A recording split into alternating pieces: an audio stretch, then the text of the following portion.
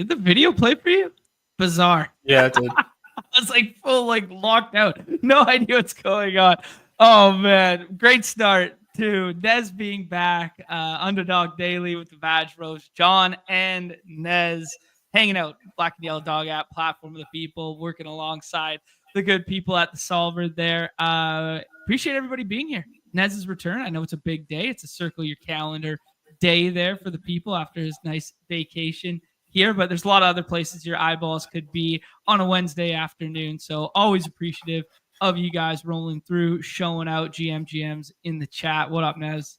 What's up, man? I thought we were going to go head to head with the randomizer with like me being you and you being me being you. Like it's like a full blown fever dream over on Pete's channel right now. Yeah, that it's literally red pill, blue pill, matrix, something right there. I don't know. I'm excited to see that one later. So appreciate you guys being here. If you are not tapped into that one, very very funny, cool concept to reset there, especially in real time. It's one thing to do it as a bit in like in a video or something, but to do it in real time with the person sitting across from you, that's got to be tough. That's got to be some acting chops. Right I there. mean, for an hour too, like that's. Right. I can't wait to watch it. Oh, good shit. Nez, we got shorter slate MLB today. We got 6 games on that bad boy. Yeah, I think yesterday was pretty interesting slate to say the least. There, these back-to-back days with what looked like really good pitching on paper on the slates, and then didn't look like monster totals, and then we get some monster runs output from some isolated, like basically one side of isolated game environments. So some wonky slates the last 2, but that does not stop the community from doing work out here. No, of course not. Yeah, it was a weird one. I thought I was close to it, but I had like the right bits of the right pieces that you needed, just not on the same lineup. But had a lot of Roman Anthony, had a lot of Giancarlo Stanton in the lineups I was able to put together, but it didn't amount to much of anything. And yeah, at this point, I don't know if you're froze or if I'm froze here. Dude, okay, what is going on? Yeah, we haven't had issues like this like ever. I have no idea what's going on here. We're back. We're fully back. Perfect. Great start to the return there. I did catch like a little snippet of that, but I think it's best we just move on, Nez? Yeah, all you missed was I didn't win, but I was close. Evergreen. Directionally accurate. Evergreen. Oh man. But we said, I said on the paywall, and you doubled down in the chat there, that it didn't set up for a slate for abundance of confidence with it, you know? No, it didn't. So like I ended up jamming Cubs chalk, Yankees chalk, and whenever I was drafting myself, mixing in some Roman Anthony, but just not on the right teams. And yeah, I didn't win any money, but felt like I deserved a better fate with all the less than 50% Stanton I had on my teams. Like I continue to be baffled by these ownership percentages. I mean, it's just like, it's an evergreen like talking point for us that like, goddamn, man, and let me just say, I love my son. I'm having such a good time being a dad. It is so cool. It's so rewarding. Whew, man, I wish I had like the time to go in on these baseball slates like I could have a year ago. Cause like, there just feels like there's just like so much leverage to be had. And like, wow, like these games are not, they just don't feel as hard as I thought they were when you see the ownership number tied to a player that like, yeah, it's kind of nuts. Yeah, no, I talked about it a little bit through the confines of the Dinger on Monday's show there. I guess it was Monday's show, where it was just like, man, I'm alarmed that even like the had to have it guys like the Cal Raleighs, like the Kyle Schwarbers, like these kind of archetypes of players in the Dinger are still only 20, 15% owned in the playoff right now. when there's 18,000 teams there. Well, every day we're playing these slates where there's only 4,000 teams there, sometimes 5,000 teams there. And to see that like these 28s through 30 ADPs are only like 46% owned, 50% owned. Like, yeah, man, I've been overcomplicating this game at times for sure. Yeah. So it's giving me like new life to see this stuff, and just need to get my son a babysitter. Like, it's coming. I need more screen time. Yeah. What you need more screen time. That's exactly what you need. More screen time. Hey, shout out to Cam who rolls through in the chat. Gave him a shout out the last couple days there. Had some really good success. Had a first place on, I guess it was Friday's slate last week, but it was like a duped one. It was like or maybe it was Thursday, like a short slate or something like that. And then followed up by winning the following night. So yeah, pretty sweet from him there. Nez, let's move on to last night's winners there, and then we will move into the 6-game main slate. Actually, maybe before we do, did you get anything in the daytime diamond this morning? I threw some ranks together, and I think like auto drafted 6 teams. Okay, yeah. Just a little see the did that start leaderboard yet? feel. Yeah, it just started. Okay, Yeah, no scores up yet, but it filled like 30 minutes before lock. Nice to see, a full 20K for a daytime diamond filling before lock my time. Yeah. I've got 6 Nathaniel Lowe shares out of the 6 lineups I did, coming in at a cool 4%. So there we go. Let's ship something. Oh, that's fun, dude. I'm gonna go ahead and bring up last night's winners here. Set that. A cheeky little. May as well share that one. Oh my god! What the fuck are you building, man? May as well share that one in the chat right now in case anybody wants to play along at home. Forgot I made a cheeky little one for the morning slate there because I wasn't able to get. I think I got 1 or 2 in, but a little Kyle Teal leading off and a Jack Sawinski home run combo. Little home run combo meal right there for the people. So throw that one out there. Why not? Yeah, throw it away. Don't. Oh my god. That's fun one, dude. Let me check the results from last night. I know who the winner was. A person who is adjacent to, maybe should be on Mount Rushmore there. What is going on here? Give it a refresh. There we go. Little Turn Tuesday. There we go. JT McKenzie, longtime friend of the show here. Dog Bowl, NBA Dog Bowl participant last year there. Pete Alonso, he nails the Pete Alonso breaking Darryl Strawberry's home run record set by a Met narrative yesterday. Dustin May as the scroll the F down pitcher you needed. We talked about the variance associated with a guy like Dustin May, but the strikeouts just hadn't been there. But he gets a primarily right-handed lineup to go against the Astros, and he makes good on that by way of 8 Ks in 6 scoreless innings, gets the win and the quality start because the Red Sox beat the brakes off the Astros. I think it was 14-1 yesterday, something like that. So a 3-man Mets, 2-man Yankees, and then a scroll the F down Dustin May, beautifully executed, well played, and kind of playing into your thesis here, Nez, where we have some very good quality baseball players and they're not 100% owned, and 3 of them are under 50% owned, despite, Spencer Strider scuffling a little bit and Brandon Nimmo having great career numbers against Spencer Strider. So yeah, it just playing into the thesis there where like these ADPs that you have to scroll to get leverage. I mean, this is only a 29.4 and it's Pete Alonso, for fuck's sake. Yeah, that was one that you talked about when I was listening, I think.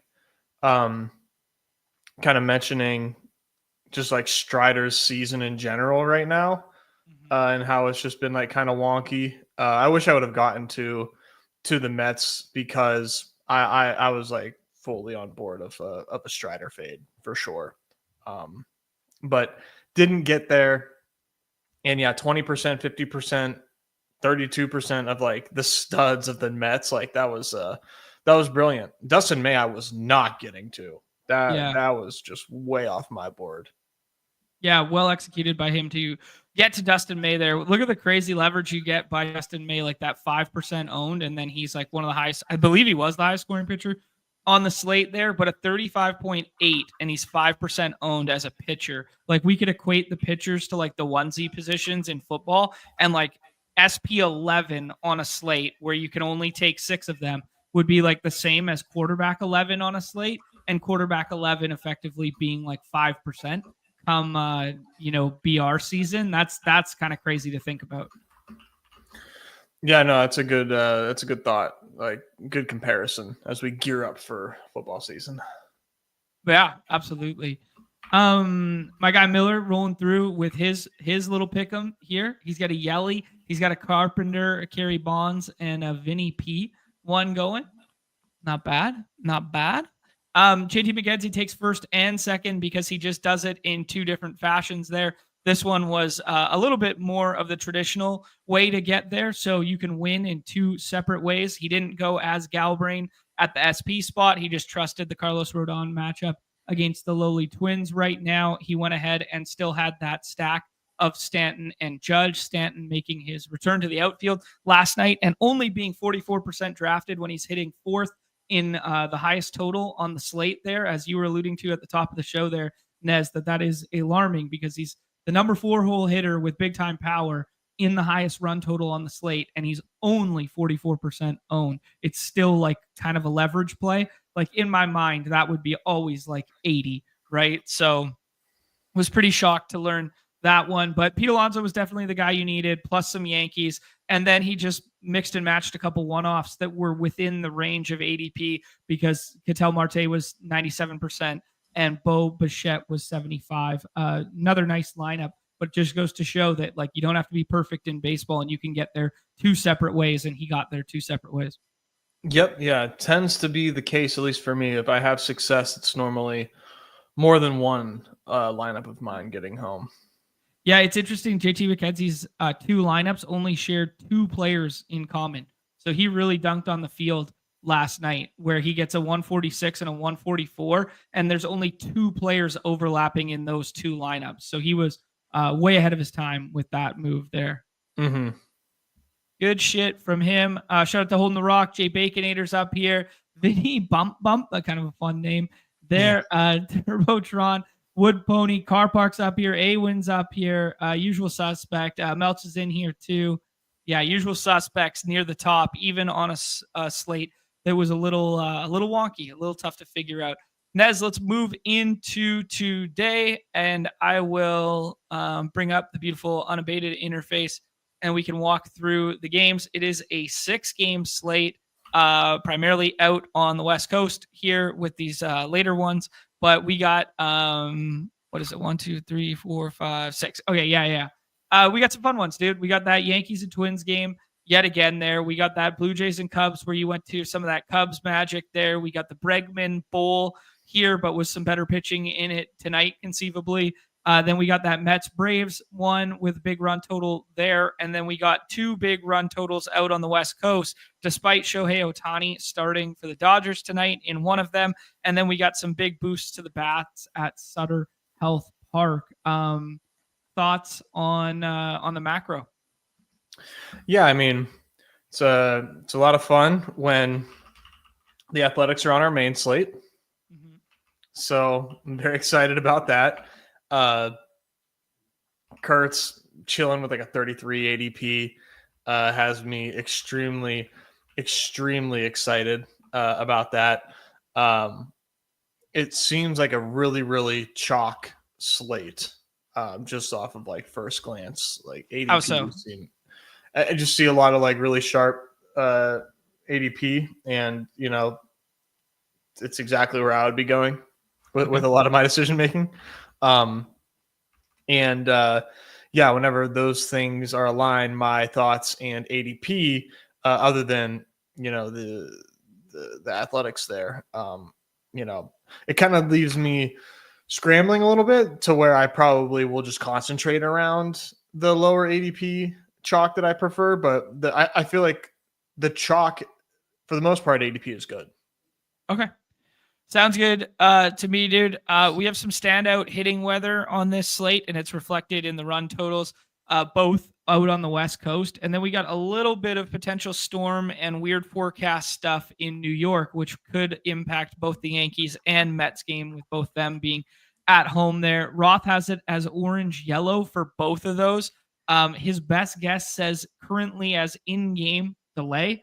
And then eventually they finish the game is kind of where he's at on that one. Just governing your thoughts on the slate at all with those East Coast New York games? Let me see, because like whenever I was looking at the weather before, it was down, but it's back up now. Yeah, so he was worried about the timing of these New York games, huh? He thinks in-game delay, eventually finish game. Yeah, that sucks. That's definitely not fun. Because if we're looking at the site right now, effectively all of the upper echelon ADP right now is from the New York games. And that's why it's a very interesting dynamic to the slate here, because what is that? 6 of the top 12 players non-pitcher and including SP1 on the slate are all from New York-based games. Yeah, it just seems like, oh my dude, sorry. Am I rich? Am I rich? Nathaniel Lowe? Grand Salami? Am I rich? No, he didn't. 4% owned Nathaniel Lowe Grand Slam.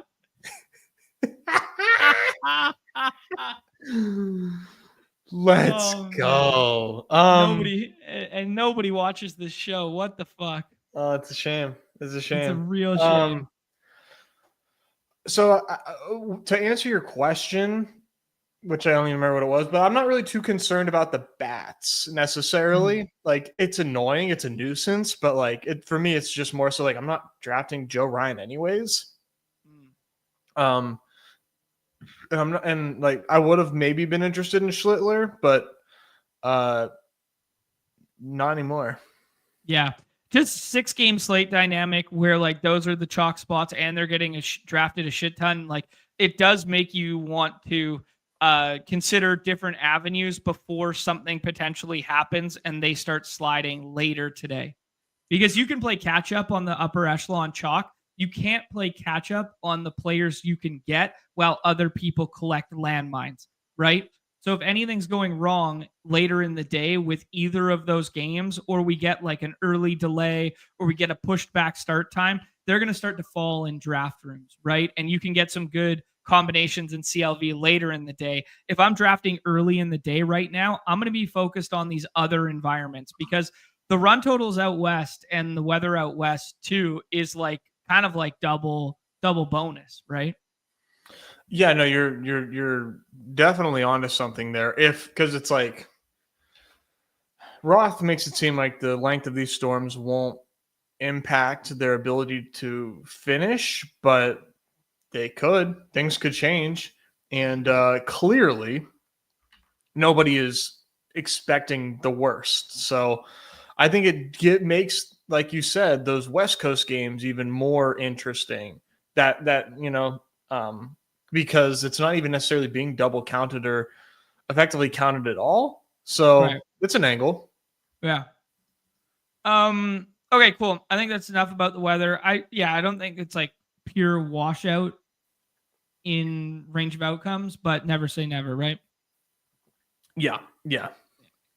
Moving on over Ballpark Pal with their simulated totals up here. As you guys can see, those first East Coast games, the Mets have a 4.7, Yankees have a 4.9. That's what's really driving ownership at the top end of the board. But what I'm kind of alluding to here is the Jays have a higher total and no risk of rain out with the roof closed there. The Dodgers have a higher total and they're out west with no risk of rain out there. The Astros are inside and have a higher total. So, yeah, the chalk looks strong on the surface, but then once you start thinking about the weather patterns and what's happening, the totality of it, the contrarian leverage spots look great.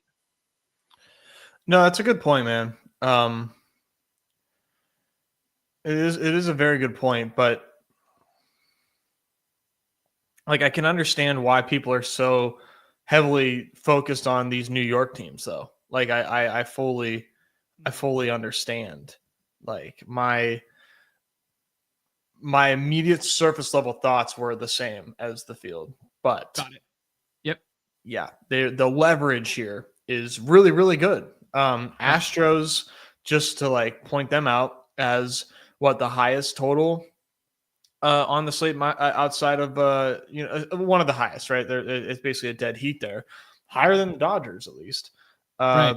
Yeah, very, very easily gettable in this spot against Walker Buehler. So, excuse me, that's fun. Yeah. No, absolutely, man. Anything else on the macro before we start going some game by game matchups and that sort of thing? Yeah, so like it's been I haven't necessarily been uber tapped into day in day out baseball, with things happening and whatnot. But Hunter Brown, he is he good or what? I think so. Sometimes the strikeout rate is still there most of the time out. He's been better the most recent starts, but he did have a little blip for like 3 starts before the last 3 starts where he was getting knocked around pretty good there. He's definitely not the guy that he was to start the year where we were like, holy shit, he might be like a borderline AL Cy Young candidate. And he just kept going like 6 Ks plus in every outing. And now this point in the calendar, that doesn't seem the norm, but they also need a little bit of length out of their starters and need a little bit of length out of him the way the last, couple days have gone. So yeah, they're fighting for that division. I expect him to go long tonight. I don't love Boston, especially Boston's home road splits are so weird. They've been better on the road, which is odd. So I don't know. I obviously don't love the spot, but Boston has the lowest implied total according to the Ballpark Pal on the slate for a reason, I guess. So I don't mind it as my SP1 today. Okay. Yeah. I agree. Yeah, I think it's like SP1 with like an asterisk relative to the context of the slate, right? Yeah, what do you win when you win type of deal? Yeah, where it's like it's not like the Skeens from yesterday, even though that went poorly against one of the hottest teams in baseball. It was kind of like, like Skeens stands out comparative to the field behind him in such a large magnitude in terms of projection, whereas like Hunter Brown will be, I assume, a bit closer. I haven't looked at the BATX stuff yet, or I haven't looked at anything yet. We'll look in a second. I like to, as we say, look at our own shit first. Yeah, Brown looks good by my standards. Okay. Interesting that Joe Ryan is SP1. Yeah, not mine, especially with the weather concerns and just, Yankees were scuffling for a bit there, and then they found the long ball against the Twins the last 2 times out. Plus the win and quality start equity for that Twins team right now compared to the Houston Astros team. Like, come on. Yeah, not even close. Yeah. Yeah. Anything else there that you're thinking about, Nez? No, we can press on. Did you see the tail end of Dodgers and Angels last night? I saw that Ohtani took the lead. Yeah. And I saw, what was it, Shanwell tied it back up. To be honest, I don't know who won the game. Very interesting game. So I got home like right I was happy that baseball was still on. I got home right at like 10 o'clock there and just saw the Ohtani home run. Such a good call. Ohtani's inevitable, like blah, blah, blah. Rips that home run. Then, as you allude to, they load the bases. Shanwell gets a pop up there, and there was a Trout walk-off opportunity right before that, or right after that, I guess, and did not come to fruition. Ended up being a walk, and then Taylor Ward did not come through behind him there. But I was surprised to learn Mike Trout has only had 3 walk-off hits in his career. That seemed like shockingly low to me. I know the walk-offs are rare, but and walk-off opportunities are rare, but like for a guy like Mike Trout, I thought 3 sounded a little low there. But yeah, anyways, there was just like a weird sequence of events with that game in general where the Dodgers lose another one. And the reason I bring it up is the Dodgers have now lost 20 of their last 31 or 32, something like that. And I just couldn't wrap my head around it. That's crazy. Yeah. Padres are a half game, or maybe they're tied after yesterday. Yeah, Padres are charging big time. Crazy though. Like range of outcomes at the beginning of the season. Yeah, they're tied after yesterday. Range of outcomes beginning of the season, like, whoo, I don't know. We knew the Padres would be like fighting for a wild card spot, but head to head with the Dodgers this late in the season here, like in August, and they're both, I don't know. It's crazy. Yeah, for sure. Yeah, I mean, I don't know, man. Who would you take 7-game series? Padres or Dodgers, like today? Today, I think, or let's say it's playoffs and we think, like the Padres have Michael King. I don't know. Like if you give the Padres Michael King back and then you give the Dodgers, like, make sure Glasnow's there and make sure Snell's there. Like Glasnow's been back, but like, I don't know. I guess the Dodgers, but that bullpen is just so scary from the Padres. I like the Padres. Yeah. That's going to be a fun conversation to have when the pennant drops. Yeah. I think Padres will be cheap. They're going to be cheap. Yeah, they're going to be cheap relative to the other teams available, right? Mm-hmm. Yeah. Here's another good one from Dat Mavis. That the M's are now tied the AL West with the Astros too after last night. So thank God. That one's a little more conceivable because we thought the Astros were going to be bad and we didn't know what kind of like, devil magic they're using right now to be this good with the way their roster looked for the better part of a month. But yeah. This is pretty funny from Jump Free. Congrats, you won your division. Your wild card opponent is the Dodgers. Yeah. Baseball's hilarious. Yeah. So crazy. Okay, Nez, let's move on here and rank out the pitchers and some of our favorite stacks and then rip a couple drafts. Let's go to the pitching stuff here. I think you and I are both in lockstep that we like Hunter Brown more than Joe Ryan today, but do you feel that? Oh, dude, like, yeah, who is next up? Like Joe Ryan's SP2 for me, but like, dude, Hunter Brown, like without question, SP1. I guess it's not as like drastic as I'm making it out to be, but like, I just can't believe Joe Ryan's SP1. I don't know, man. It's just weird to me. Yeah, I feel that. Hold on, sorry. I was gonna sneeze big time. Yeah, I think Joe Ryan next there. Pending your view on the weather situation, and then it gets pretty dicey, dude, because Cam Schiller has the weather. Drew Rasmussen has the very tough park and a bunch of power lefties that he's going up against. David Peterson, has bad. Yeah, I mean, he just hasn't been like let go as long in recent memory in terms of pitch count. Like it's been this 90, 91, 97. He's been able to go 6 innings, and it was a guy that we wanted to play, or I wanted to play a lot in that previous slate there against Cleveland. And, he got the 7 strikeouts, but quality start and wins haven't been there, and he's been giving up some earned runs, but feels okay on this slate. Gausman has a tough matchup, even though the Cubs have been scuffling in general, but dealing with some left-handed power in a good place to hit home runs. So it is truly like these guys stand out a little bit, but they're not going to project so drastically that like different than the next tier that I think you have to like take them every draft. But where would you go next? Let's see here. I think considering weather. Yep.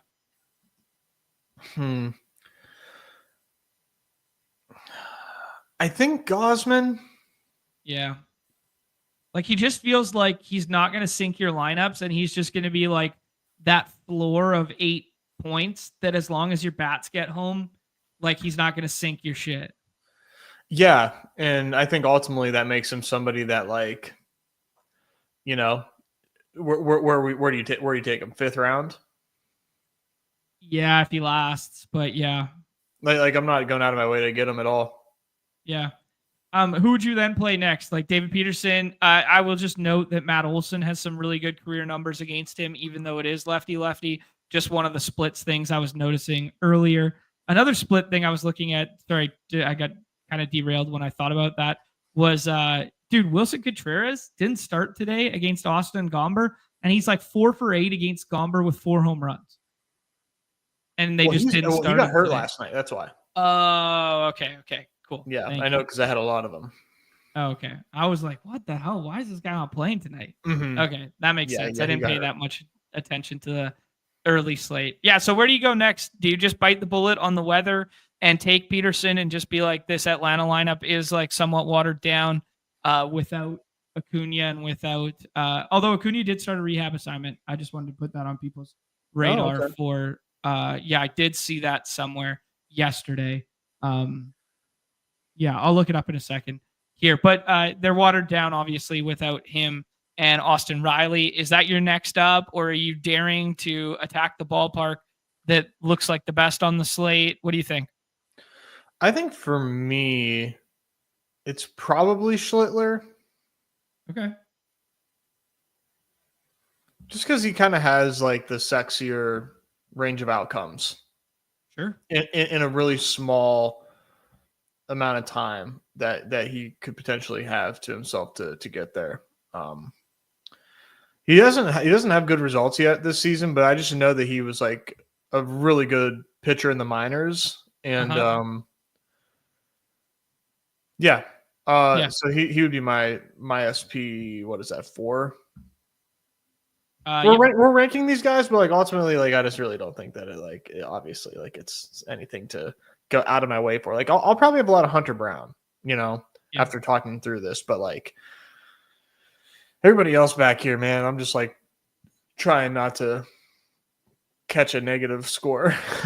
Yeah, no, fair enough. It does feel like one of those slates, right? Like the bats do stand out more so than the pitching on this slate, like just in a vacuum. And then you layer the weather on top of it, where like maybe now 4 arms that are all being drafted feels like a little, I don't know, feels like a little, I don't know what, like a little sketchier than it usually would be the word. Yeah. To your point with the Cam Schlittler stuff there, 13.31 K per 9 in the minor leagues this year. And he was like the guy that the Yankees were dangling at the trade deadline as like, hey, come get this guy if you want to make, a big deal with us. So his name was like the name that was constantly flirted. So there's definitely some pedigree there, even though it hasn't, as you alluded to, it's only materialized into a 21.6% K percentage at the big league level this year, but that is like a much smaller sample size. Yeah, you see that a lot, but just knowing that he was spinning it like that in the minors, like I'll take my chances. Yeah, feel that. Hey, Fiddle My Gooch, one of the best screen names on the site. There we go. There we go. To him a little bit earlier today. Nice. Yeah, all right, Nez. Is there any reason to scroll anywhere on this slate outside of this? Walker Buehler, he's flashed at times, but yeah, it's very hit or miss, and the strikeout rate leaves a lot to be desired. It's kind of turned into, he used to be a fun, sexy, like ceiling arm when he was with the Dodgers, and then now since the multiple injuries and whatnot, it's more of like is he a professional ass right-handed, Nick Martinez type, where it's like he's just gonna occasionally go like 6 with 5 Ks for you and be usable. Yeah, it sucks. I mourn the days of Walker Buehler when he used to shove. Yeah, he just had a nice start in San Diego at the Marine level, but I worry about him today. Yeah, I feel that, my friend. I will not be getting there. Also, Christian Walker has some really good isolated numbers against him in particular. Kyle Hendricks, just a guy that I never play, especially against left-handed Dodgers. JT Gins had like some decent outings, but we don't really want to touch attach ourselves to pitching in that ballpark, but I do think it's worth noting that he had a 5-inning 9K outing, and he's gone north of 5, or he's got 5 plus, let's say, 3 of the last 4 starts he's had. So not a complete like nothing burger back there, but yeah, I guess it would just be Ginn as a potential scroll, but we like that place for offense more. Yeah, like I'll think about it. Sure. Yeah. Nez, I just wanted to show the park factor stuff before we say our favorite stacks and whatnot from the ballpark pal here, because as we alluded to, that Sutter Health is really playing like it's really good at the best of times, but it's really playing up today by the looks of it there. 34 plus for the home runs, 20 plus for the run scoring. It's 82 degrees, going to be 90 degrees right before first pitch, then 82 degrees leading up there to first pitch. So just kind of doubling down on the notion that like even Yankee Stadium, like we know it's good for home runs, but it's plus 35% good for home runs. Another reason not to love Joe Ryan today. Yeah, just any macro thoughts on that, or yeah, that's good. No, I think that wow, 35% is a lot in Yankee Stadium, and Joe Ryan already gives up a lot of fly balls, so that's very, very, very, very interesting to me. I definitely want to type in NYY when we get to the pick'ems for sure. Nice. The last thing I was looking at before we do stacks there, Nez, was some of the BVP stuff. Take it with a grain of salt as always, but Matt Olson, as I alluded to, those 4 home runs in 22 plate appearances against David Peterson, and Marcell Ozuna with 21 and 2 home runs against him there. So a little bit of stuff with the long ball there. The Christian Walker one as well stood out a little bit. Obviously, BVP don't know when they faced each other in their lives, what point in their career, how good they're going now, blah, blah, blah, grain of salt, but just find it interesting to note. Nez, outside of the obvious, Yankees and Mets at the top here, some Dodgers at the top as well. Where's your favorite spots to go? Yeah, Yankees. Did you say other than Yankees, or did you say Mets and Dodgers? I said other than Yankees. I thought you said Mets. I said both. Yankees, Mets, and Dodgers. Well, Athletics for sure. Yeah. Okay. Yeah, like it sucks that Butler's been so bad lately, but it's been bad. Yeah, I don't know like what to like what's the smart thing to do? Just like not take them, I guess. I mean, if you can take like I definitely would rather have the top 4 over him. Mm-hmm. So yeah, I guess you don't have to take Law Dog if you don't want to. He's not going to be owned at all, and the hitting conditions are great, and I like his teammates, so I don't think he's the worst click in the world. But yeah, I mean, it's definitely hard to get to Law Dog. But regardless, Kurtz at this ADP is just so awesome, right? Some of the best projection on Kurtz you're going to find on the slate, and he's ADP 33, which we know based on what we know from prior slates that this is going to put him at under 50% drafted, like right. Or under 50% owned, which is just it's Nick Kurtz in Sacramento against a right-hander who in his last 30 days his WOBA against right-handers is like 640. Right. Yeah, well said. Yeah, definitely the most mispriced player on the slate. I would fully agree with you there. I like both sides of that ball game. I could also see getting to the pitching in that ball game just because there's no other places to go other than getting to get contrarian. But yeah, I definitely like the bats more than the pitching there. Anything to say on the Rays side of that one? Anything you like their price tags a little bit higher there? Brendan Lau back in the lineup here. Just anyone you want to talk on here. This Everson Pereira guy doubled off the wall the other night and it was fucking smoked. This game on the 11th, the night he was called up, this double that he hit like off the wall was like a torpedo. I don't know much about him, but I saw that come off his bat and the broadcaster was like, oh, whoa, like this, like caught off guard that he fucking hit a piss missile so good in that ballpark. Just missed going out. yeah, we were sweating the Christopher Morel home run that night, and I happened to catch that. So yeah, I don't know. He's probably going to be in the lineup. Paduch is probably going to be in the lineup as well there. So they're going to be completely undrafted if you want to play some contrarian angle to this side. Yeah, I think it's like kind of interesting that Ballpark Pal really just doesn't have a lot of respect for the Rays today. And I have respect for Ballpark Pal. I mean, to like put it into perspective under his game sims. I mean, we're playing fantasy here. He has the A's projected as like minus 124 money line today. Everywhere you look, they're dogs, like comfortable dogs. Wow. He's got a 4.3 implied run total on Tampa, like just really, really low on the Rays today against JT, which I find really interesting. So, okay. I mean, because I'm with you, like, you know, like Caminero in this park has me like super stoked. I'm very like all the I love all the Rays, man. I love them all. But it's interesting that my guy Park Pal, Mr. Park Pal, is not feeling the same love. Yeah, very interesting there. Seeing this plus 123 there on the unabated line, as you were alluding to, that it's so starkly different than the S words. Crazy. Good shout. Yeah, so like,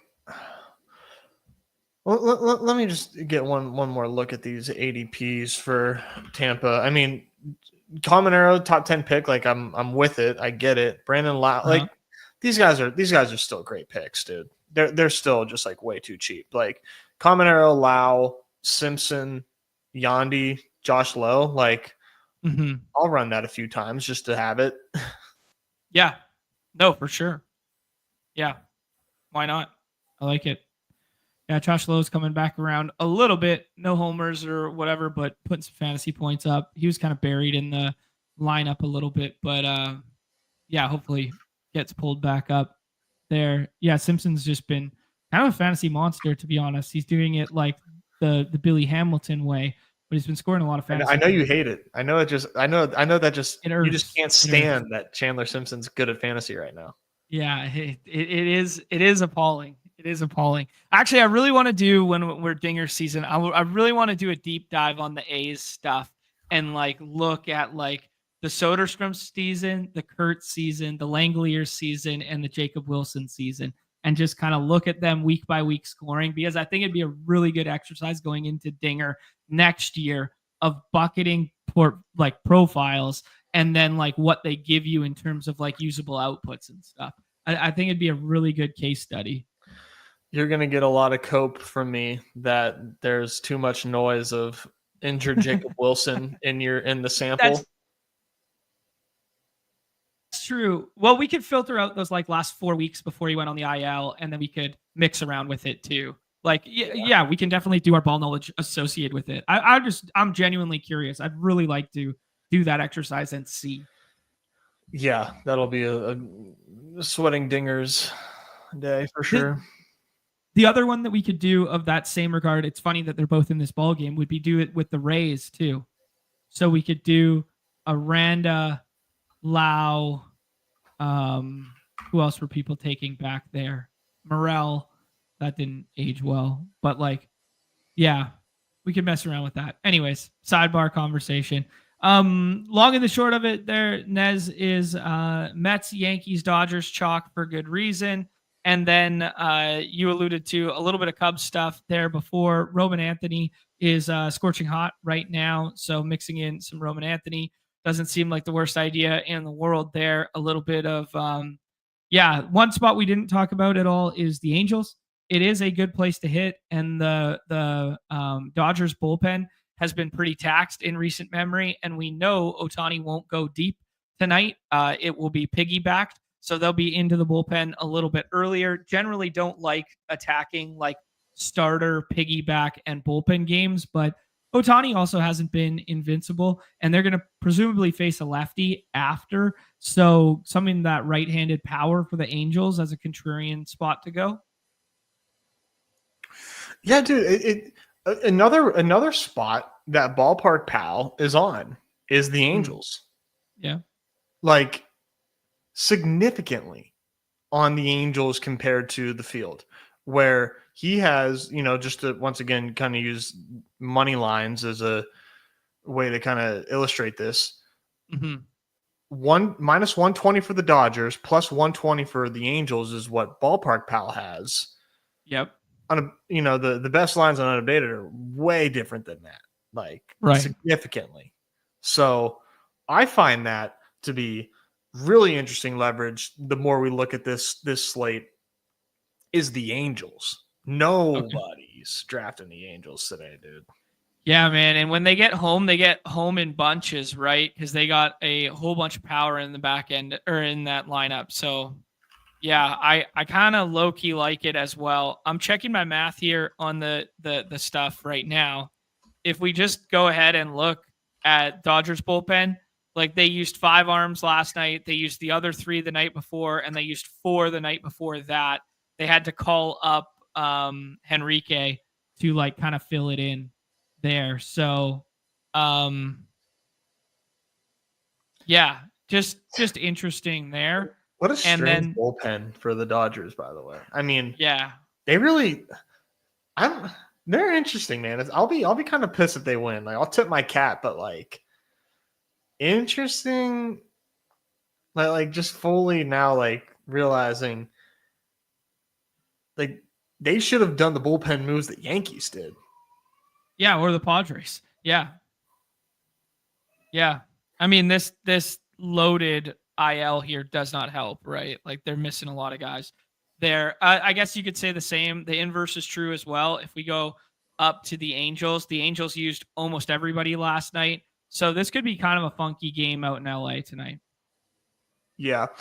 John, just give me a second. I need to dip for 1 quick second. Yep, sure, no worries. All right.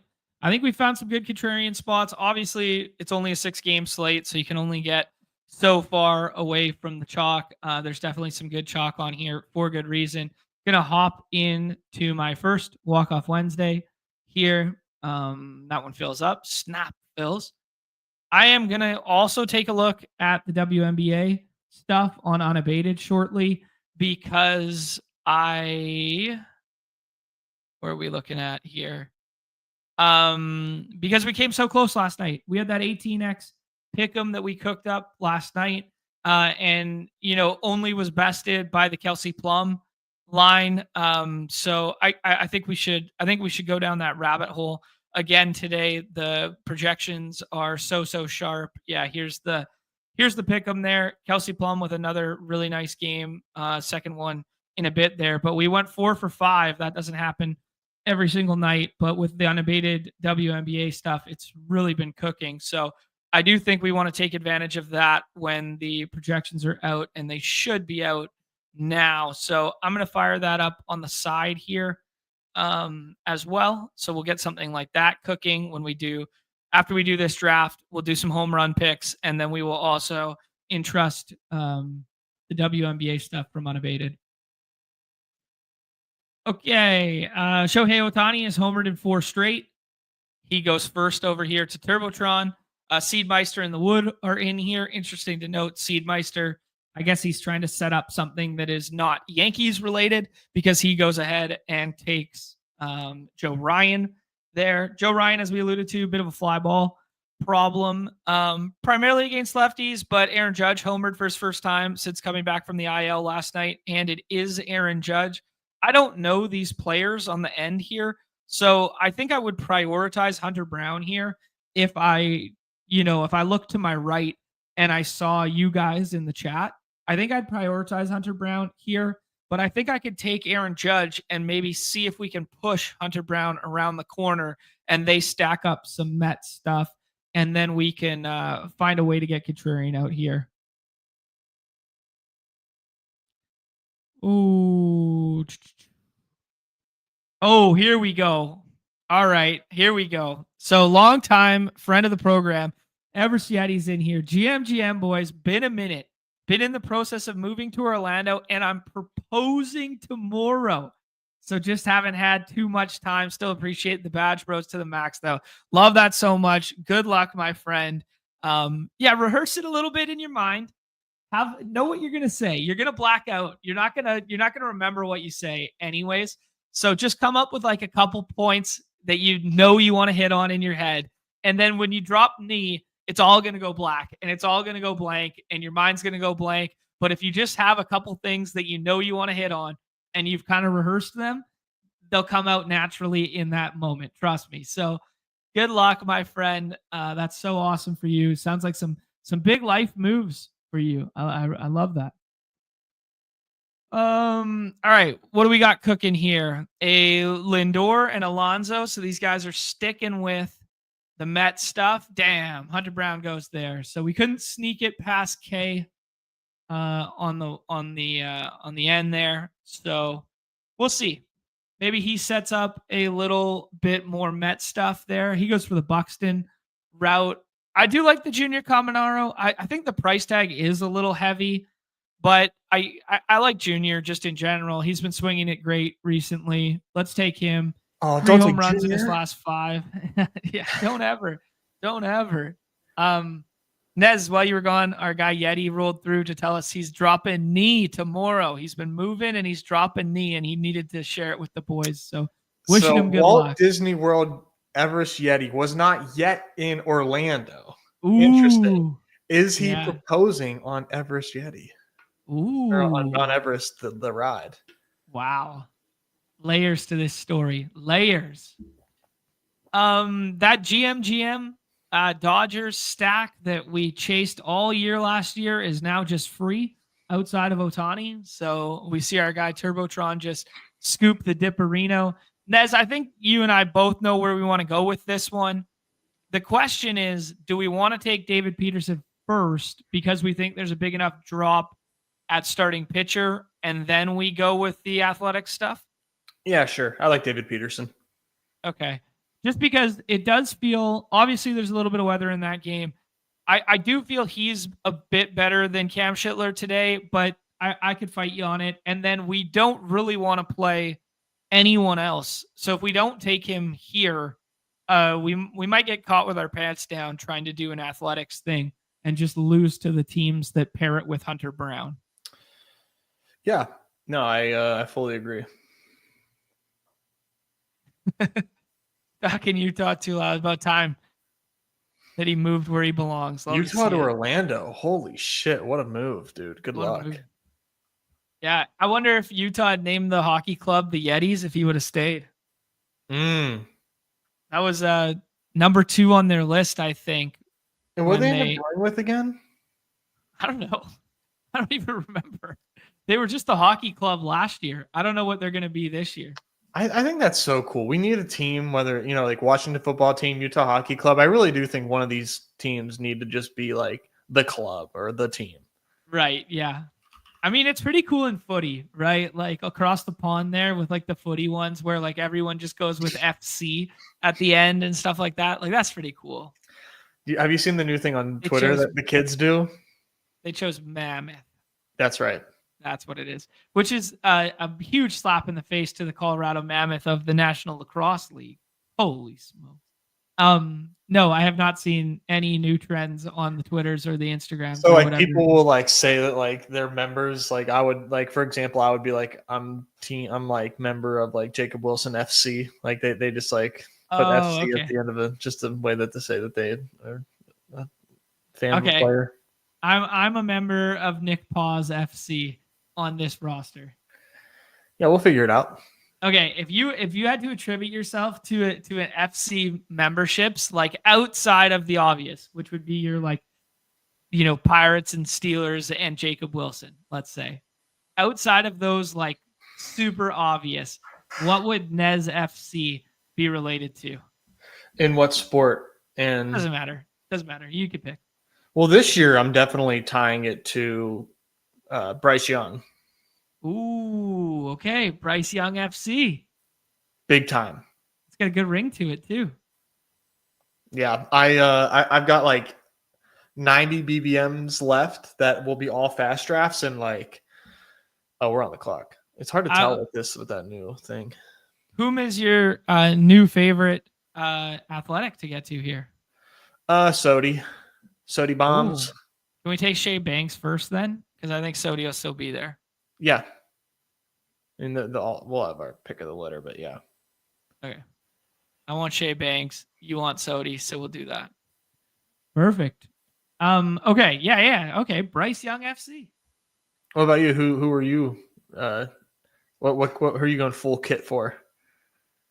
Anthony Richardson FC right now. All right. Devon Achan. Devon Achan FC.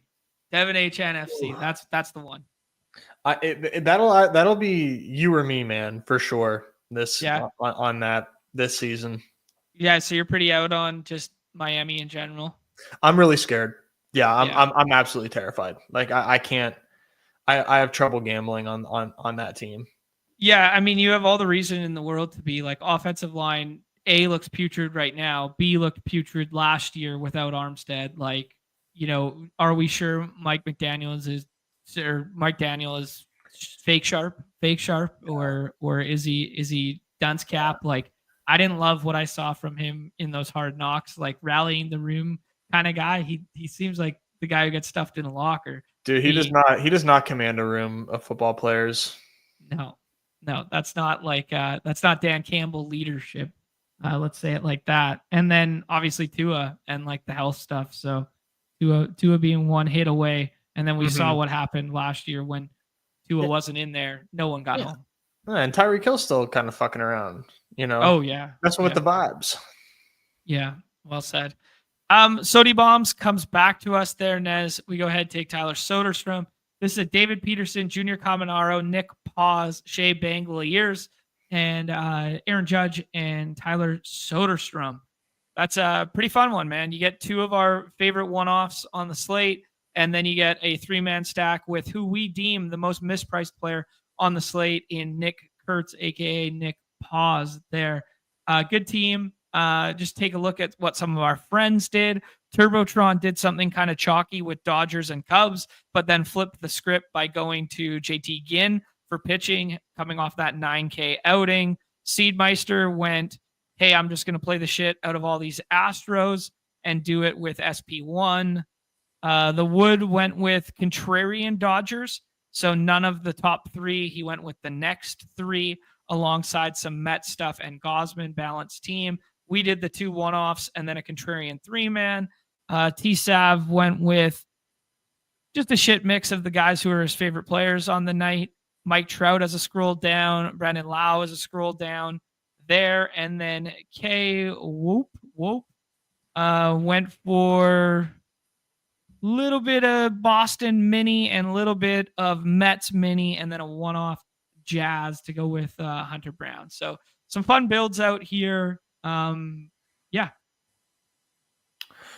this slate got fun after I was able to talk it through.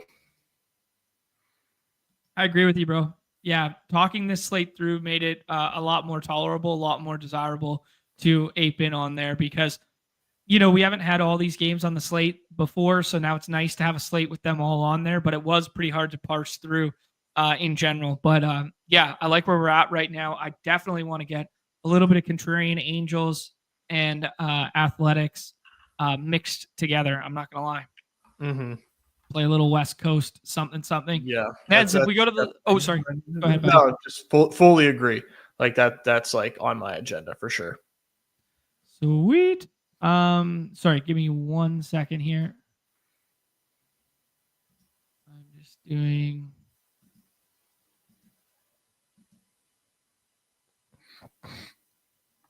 Sorry.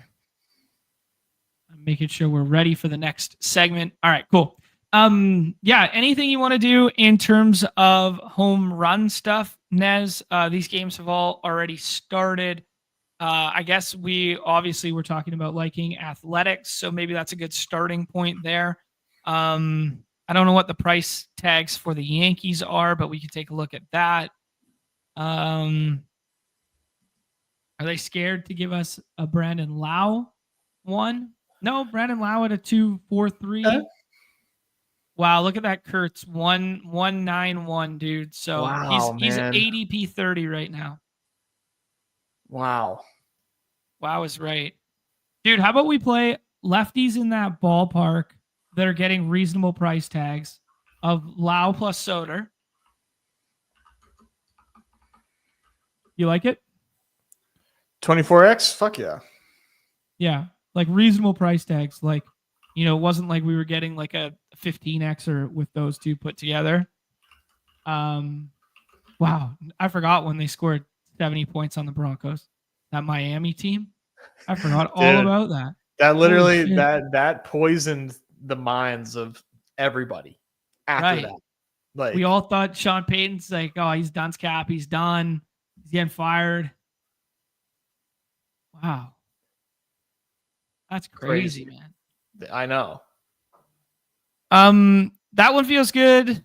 I was looking for some of these right-handed Angels, but that might be more of a contrarian play than a home run pick 'em play.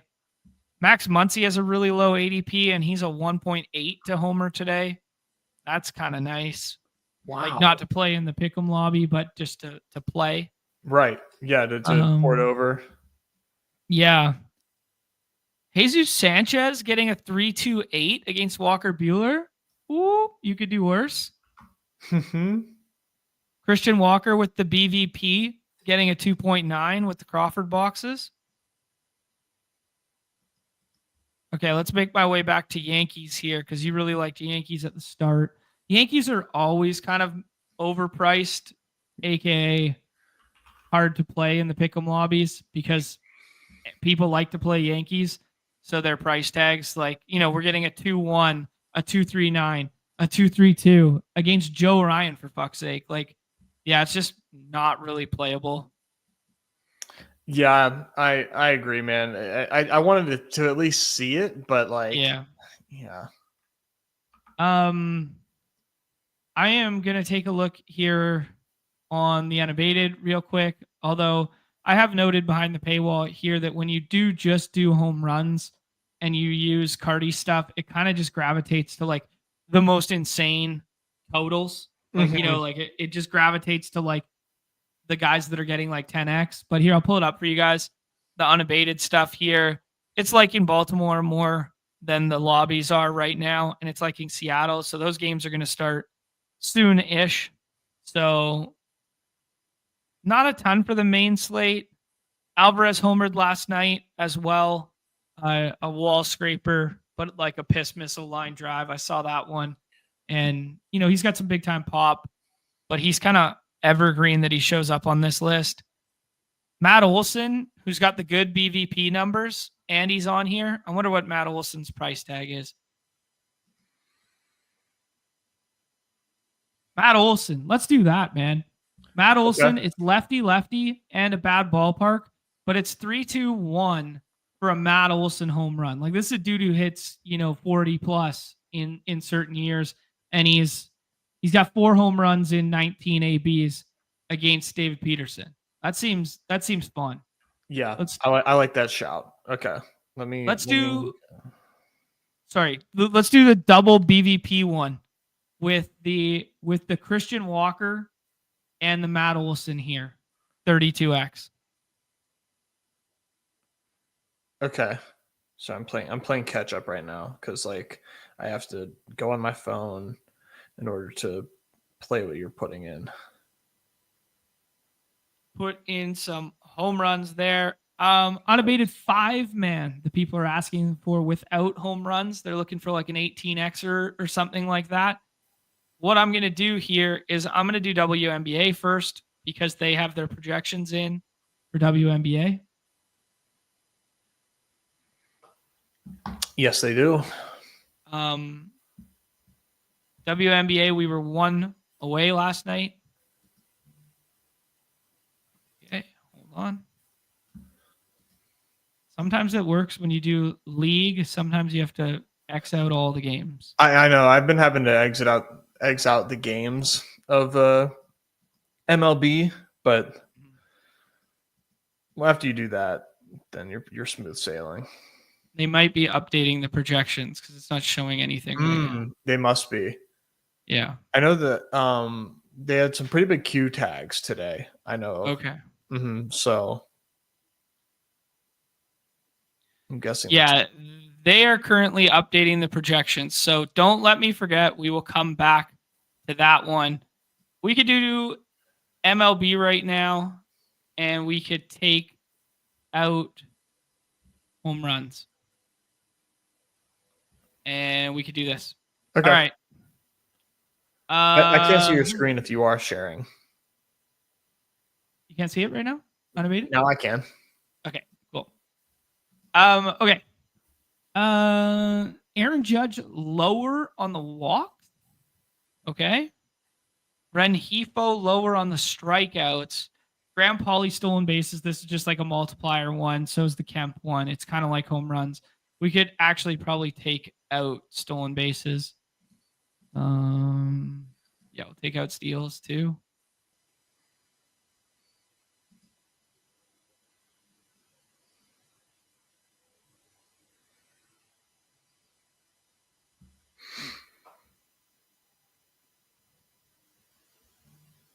Rengifo, strikeouts.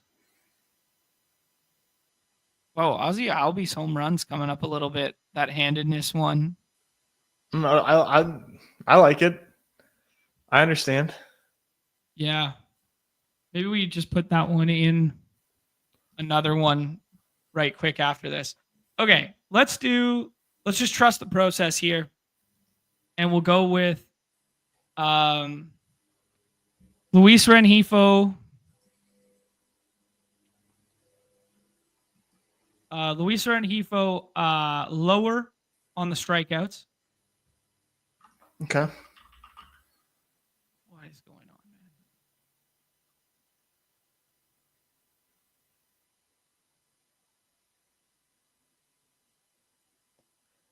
man? Yeah, I was gonna say you might just need to refresh. Oh, the second SB versus steals. Got you. That's what I was doing. All right, here we go. Okay. Batter strikeouts on the lower with a nice little edge too. Okay.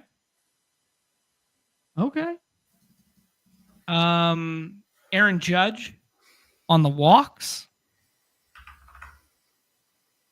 Aaron Judge lower or higher walks or lower? Lower, I believe. Okay. Lower on the walks. Batter walks lower. So both of those showing plus money there. I'm amending. Here, I'll jump back for the people so they can see this.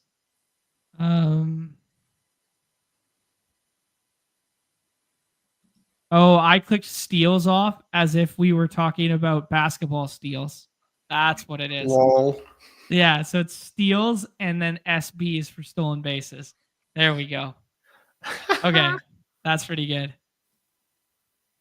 Okay, Jacob Melton, lower strikeouts. This one's like a projection one where it's like weird because the projection's saying higher than this, but we must be getting like a really good price. So we can check out Melton real quick. Think he's in that lineup for them today. Yeah, we're not getting that one right now. Anyways, JT Ginn on the walks.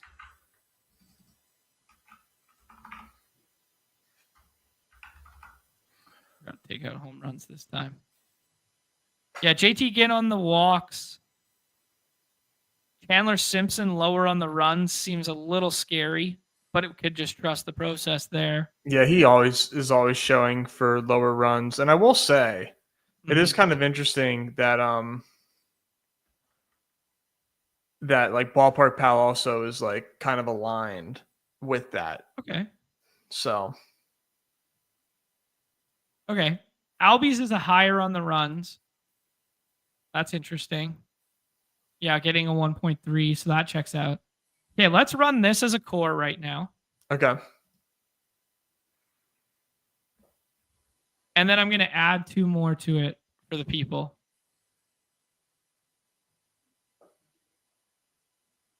I'm playing along at home. Okay. Yeah, this is when we do it on the fly like this, normally we cook up a little something before. When we do it on the fly like this, it is kind of like a little bit of a slow moving process. You're just hearing the process out loud, you know? Yeah, just... yeah. Take unabated, drag and drop. That is the process. We're not getting the Melton one. JT Ginn on the walks. Do we like that one? Lower walks? I think so. I think that kind of checks out with everything that our model friends have been telling us. Walks allowed lower. And then the one last one. I mean, that already gets it to 25. This is pretty. It is really digging the edge multipliers. It's really hunting out like the edge ones for us in terms of price point.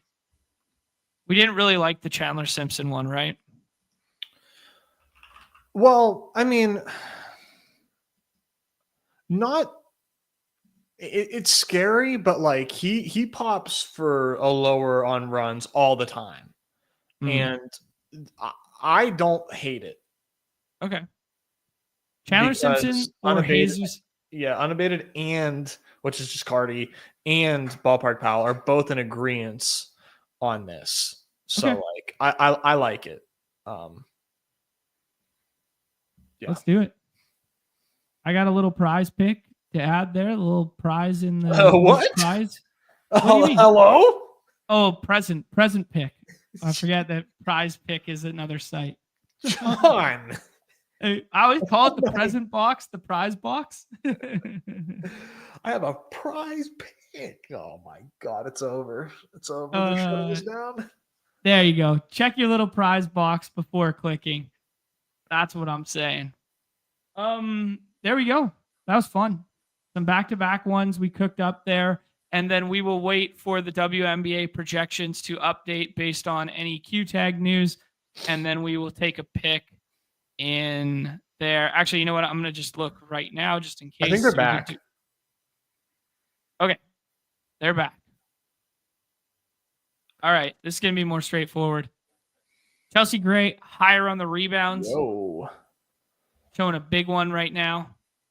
Okay.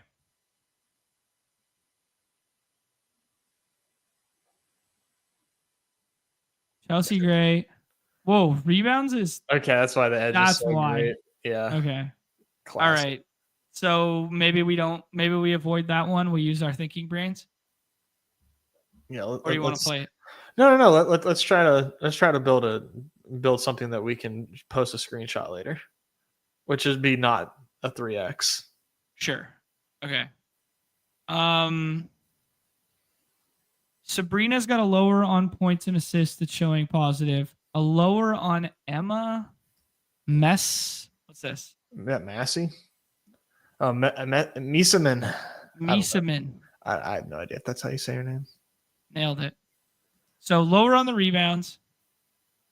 And we got a Sabrina points and assists one lower.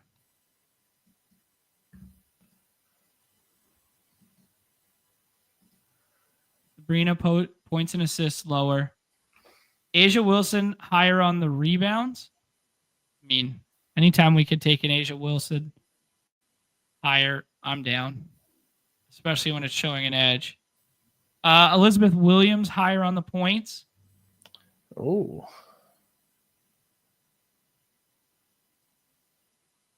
Surely when you're looking up Elizabeth Williams, you should search the word Williams. Surely. Genius. John, SEO master over here. SEO king. And then Jaquel Jones. I believe she was a part of the one yesterday. Liberty on a back-to-back here.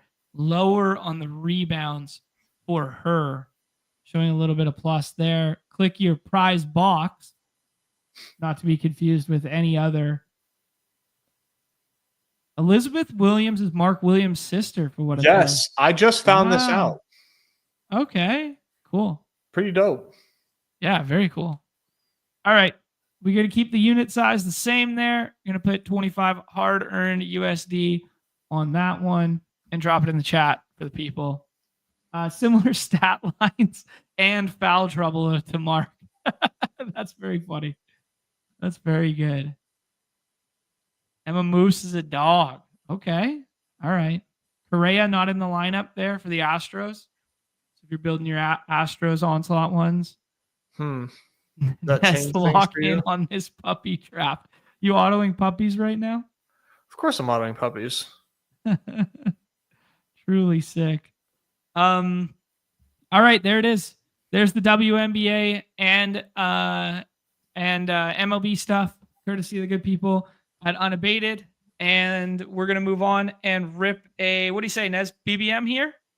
Husky 2? What do you like? Whatever you're down for, man. Let's do Husky 2 if people want to jump in, because I owe one to the pool, I think. Well, because do you? Well, I'm not going to rug the people now because 3 people just jumped in. Okay.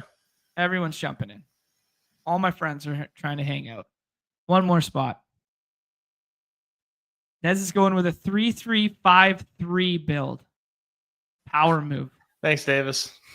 Power move. These are all 3 running back teams that I'm drafting right now. Holy shit, you're a psychopath. It's a simple thesis. Oh, what? They stay healthy? Sure. Oh, nailed it. Could be cool if they did. Yeah. Actually, we haven't talked about the Bash Bros Brawl and some of the S words associated with that. You guys didn't even comment when I shared it in our little chat there. Well, it just seemed like you posted like one lineup and I didn't know what I was looking at. Like you just come in like, oh, by the way, I have this program that can simulate best ball tournaments. Like where did this come from? I mean, you just posted out of nowhere. Yeah. So K-Bash, who obviously really good battle royale player and really good player on the site, has developed some S-word training for simulating some best ball stuff. And he just kind of shared it with me and we were going back and forth. Who was this again? K-Bash. And yeah, we were just kind of sharing back and forth on like thoughts on, if you boost and change injuries this much, or if you boost and change, scoring system this much, and mix and matched with it. And the S words loved 2-4-10-2. And they were simulating, like if I built a 3-5-8-2 or a 3-5-7-3, what we kind of deemed was like something that could be pretty good in the Bash Bros Brawl. And I did like a logical one with a GM start, and I built that out, Nez. It would simulate like $6. It would simulate like $8, something like that. If you built like 2-4-10-2s with you taking all 4 running backs, I'm going to go ahead and make this pick here, Nez, or we're going to make this pick. Nico Collins, Puka, HN, Genty. Who do you like? I like Nico or Amon-Ra. Let's do Nico. Yeah, they would simulate like 20. They would simulate like $22. So what were the inputs that you were giving it with the 2-4-10-2 sims? The inputs are just like the same in general. Like it was just across the board. Like what kind of inputs are you giving it? The inputs, I don't know. He did a lot of it, but the inputs were just like projection, then like the correlation stuff, and then it was injury thresholds to X% relative to historical norms for positions. Yeah, so you just want to know like what kind of realities you're playing out, obviously. You know what I mean? Like if I tell the Sims like Christian McCaffrey gets hurt, like and also I'm drafting 150 Garendo teams and oh yeah, Garendo's healthy. Mm-hmm. take your boy Achan. Yeah, this has been a pretty green heavy room right now. Nick pulls up Jonathan Taylor on this side of the board. I do think like Nico plus BT or Nico plus London is fine there, but I do think when I see 5 running backs on the other side of the board, and I know there's some other guys getting pushed up in recent memory, I do just want to go ahead and start this here. Yeah, I am. I'm in favor of what Nick did, and I don't know. I'm trying not to like overweight too much the injury stuff that's happening right now because we've got a few weeks until football. But yeah, the neighbor stuff I don't love. This has been a theme going back to last year, but he also played and had a great season. Yep. But I don't love that he's banged up. I am worried about Stafford. I don't care that Jimmy G is the backup and that he's serviceable. I'm scared. I think that it's a worthy doc. Like Jack Miller on Pete's Best Ball After Dark was talking about, and I mean, like most people know this, but let me just like reiterate what he said. Like the margins of these players' projections are so incredibly thin. Right. It's incredible how thin these margins are that if you just like you change something by fractions of a percentage, like your rankings adjust by a large draft capital value. Absolutely. And if you take out Stafford and put in Jimmy G for half a season, let's just say, like Puka goes to like post Drake London projection. Mm-hmm. So I'm overreacting to this, and I'm pushing down Puka in this current landscape of drafts. I'm pushing down Neighbors because I don't love that this is like affecting him so heavily when he has new QBs to get in sync with. There's just a lot of ambiguity in that 1-2 turn that like people were convinced didn't exist. And so therefore, like just to like highlight our buddy Nick here, the Jonathan Taylor pick, there's the uncertainty is like, is the offense going to be good?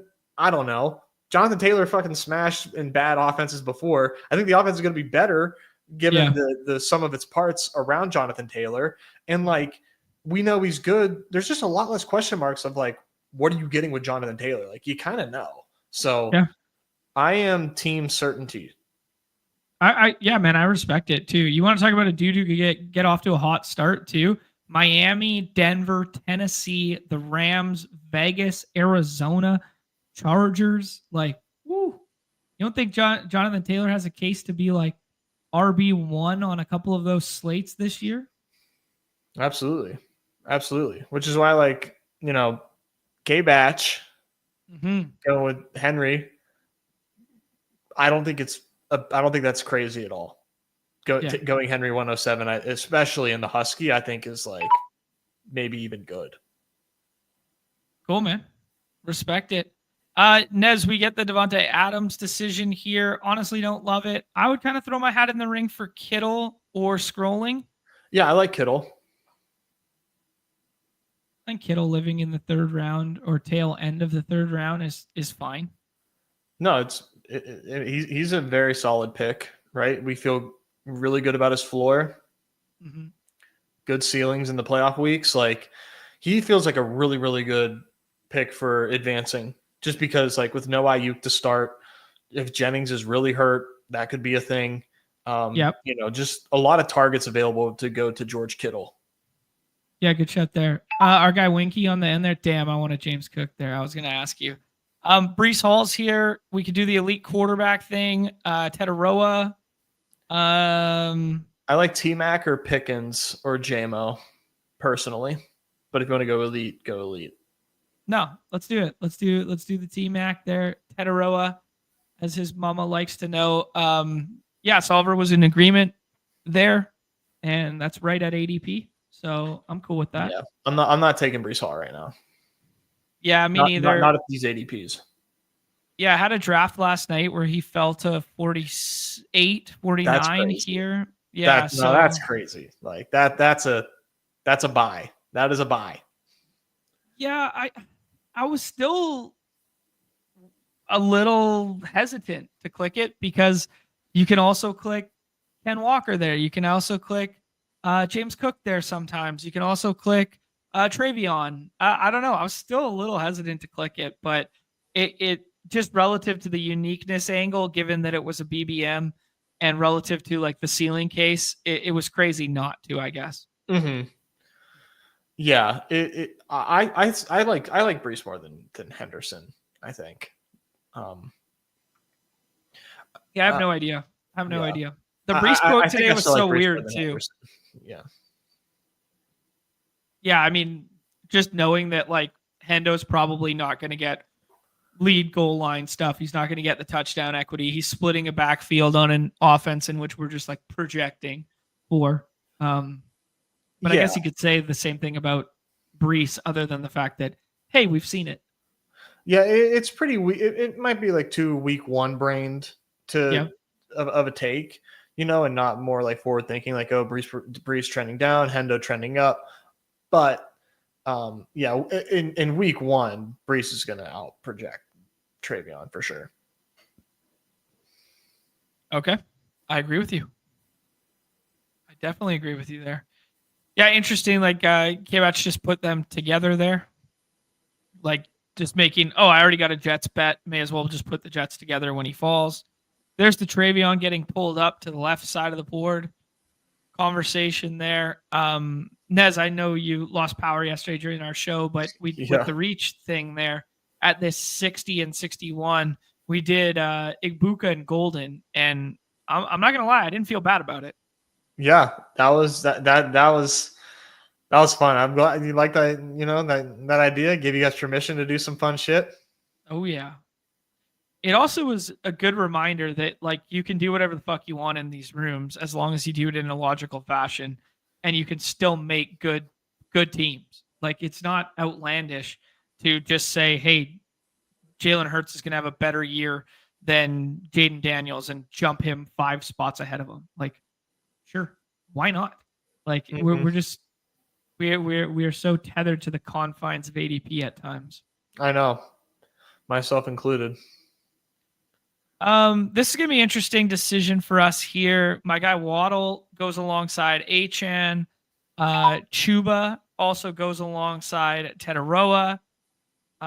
We could scroll for some wide receiver. What do you like? Do you want to? I like Chuba. Waddle does correlate really well with Achane. Maybe do Waddle. Yeah, I'm good with either there, to be honest. I obviously have a lot of this Achane Waddle. A lot of that like concentrated Miami. So maybe it's good to do it again in a separate contest, just knowing that I don't have a bullet in this contest yet. I do think there was also some FUD around Chuba associated with Rico mixing in with the first team in preseason there quite significantly. So I don't know. There was that. But we're also going to like this little pocket of running backs that come back to us because we know the other guys on the side here, like each got 2 already. So passing on Herbert, taking Waddle when it was effectively a similar correlation bet there, and then getting one of those running backs back feels like a win. Yeah, no, this is a really good. I mean, that's a good start. Oh, Nick's getting cheeky, sloppy, slap on the right side of the board. Solver likes Kamara. James Cook is right here as well. Harvey is here. Which do you prefer, Nez? Connor, I think. Okay.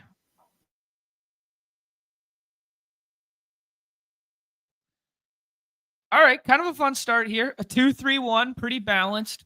Devon Achane, James Conner, Nico Collins, Tetaroa McMillan, Jalen Waddle, and George Kittle. Decent little start there. Yeah, I like this start. Mm-hmm. No problem with this start at all. Likewise. Yeah, Nick goes ahead, and where do you get your ideas? Slops it up on the right side of the board. Igbuka Golden over here. Winky is still trusting the ETR ranking of Olave over there. Pollard is pushing up here. What is that? Floor Eyes, Fire Eyes, FL Rays. I don't know how to pronounce that name. It could be a million different way there. But Tony Pollard, he pulls him up to 67 there. So Pollard getting a little bit of a boost, something I've been doing this morning and last night in BBMs as well. Been, pulling Pollard into that 65 range just definitively knowing that it's his backfield right now. Also, Tony Redacted being one of the few to wear a do-rag in his profile picture on Underdog with the new headshot update. I don't know, man. You just want to bet on fucking swag-ass dudes? I don't know. That's a stock booster. Easy money, buddy. Like that's like Anthony Richardson adding the senior to his jersey this year. Easy money.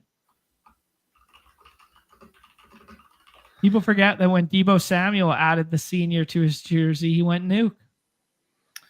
There's somebody else that just added. Who did you say added senior? Richardson, right? Yeah, Richardson. I think Kyle Pitts also is a senior now. Okay. Don't give me a reason. Don't give me a reason. I'm in. I don't know where I saw that. I thought I saw he goes by Kyle Pitts Senior. Now he's got to get started. Start to mix them in now. Starting to mix them in now. We got some lineups coming out here for the baseball stuff. Cedric Mullins is hitting 7th. I mean, he's a top 8 pick on our slate today. I don't know. No, thank you. Addison Barger DHing and hitting 4th. Like that. Like that. Yankees lineup is kind of par for the course. Ben Rice is hitting 5th. Jazz Chisholm's hitting 6th. Exactly what we've seen the last couple of days there. Jesus Sanchez hitting 2nd. No Carlos Correa. Trevor Larnach leading off for the Twins. You want some of those left-handed. Alan Rodon drawing in at the bottom there. Marlins aren't on our slate. This is what I was going to do. Damn it. I missed it. I'm going to turn off the sound because that sound. Jaden Reed's falling here. Joe Misdemeanor is there. TJ Hawkinson. I guess we don't really need tight end.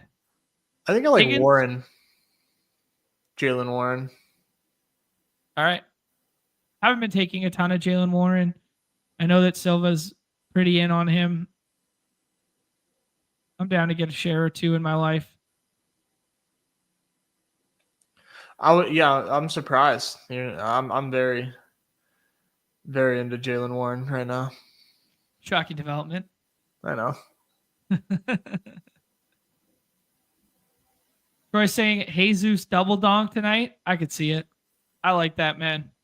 I did like his price tag in the lobby too. Might have to go back and make another little pick. I'm using that one. Nez, what do you got for plans on this next bit here? I mean, we could do like Higgins and set up a CJ double. We got Tua in our back pocket. We got Bryce Young in our back pocket. We could Bryce Young. Yeah, we could take the Reed dip here. Shakir as well. Yeah, Reed or Hawkinson, I think. What do you think? We'll just take the Reed dip here. I mean, I don't love it, but like he was a guy who was going in the 70s on the left side. It's probably a better pick in BBM than it is in the Husky because there's like a little bit of leverage and reason to do it. But yeah, in a time box contest, maybe not. Maybe Pittman was a bit better pick there. Yeah, I mean, it just, if we just didn't have so much damn ambiguity around this boot, you know? Right. Like, we don't have a lot of information at all about this. Yeah, exactly. Yellow screen Nez. There you go. Yellow screen Nez. That's what we were calling you while you were gone. We'll just ask Yellow screen Nez. Charles doesn't want me here at all? That's crazy. Vibes around Cam Ward are incredible at this point. So I like the Titans. Yeah. He's fun, man. He try not to get too duped by preseason and whatnot, like I've mentioned quite a few times, but I just like his style, like it's just like cool to see him actually play and, look comfortable for whatever it's worth. Like, sure. Yeah, no, absolutely.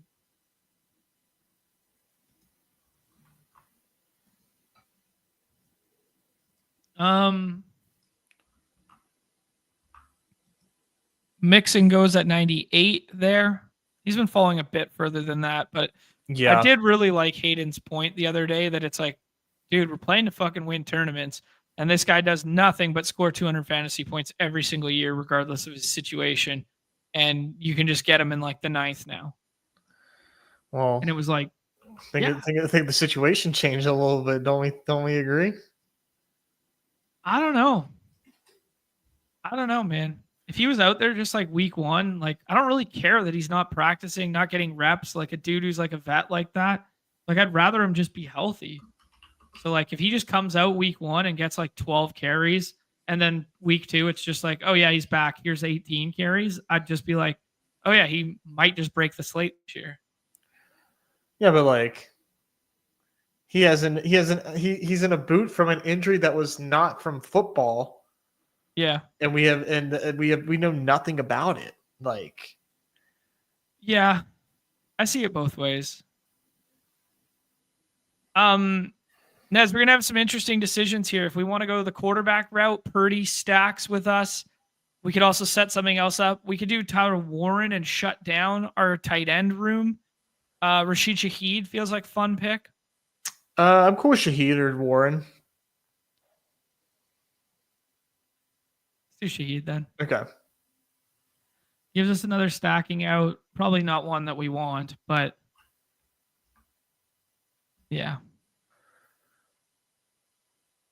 Yeah, we don't have to stack Shaheed, but I think he's a good pick for this room, especially with Jaden Reed potentially slow start.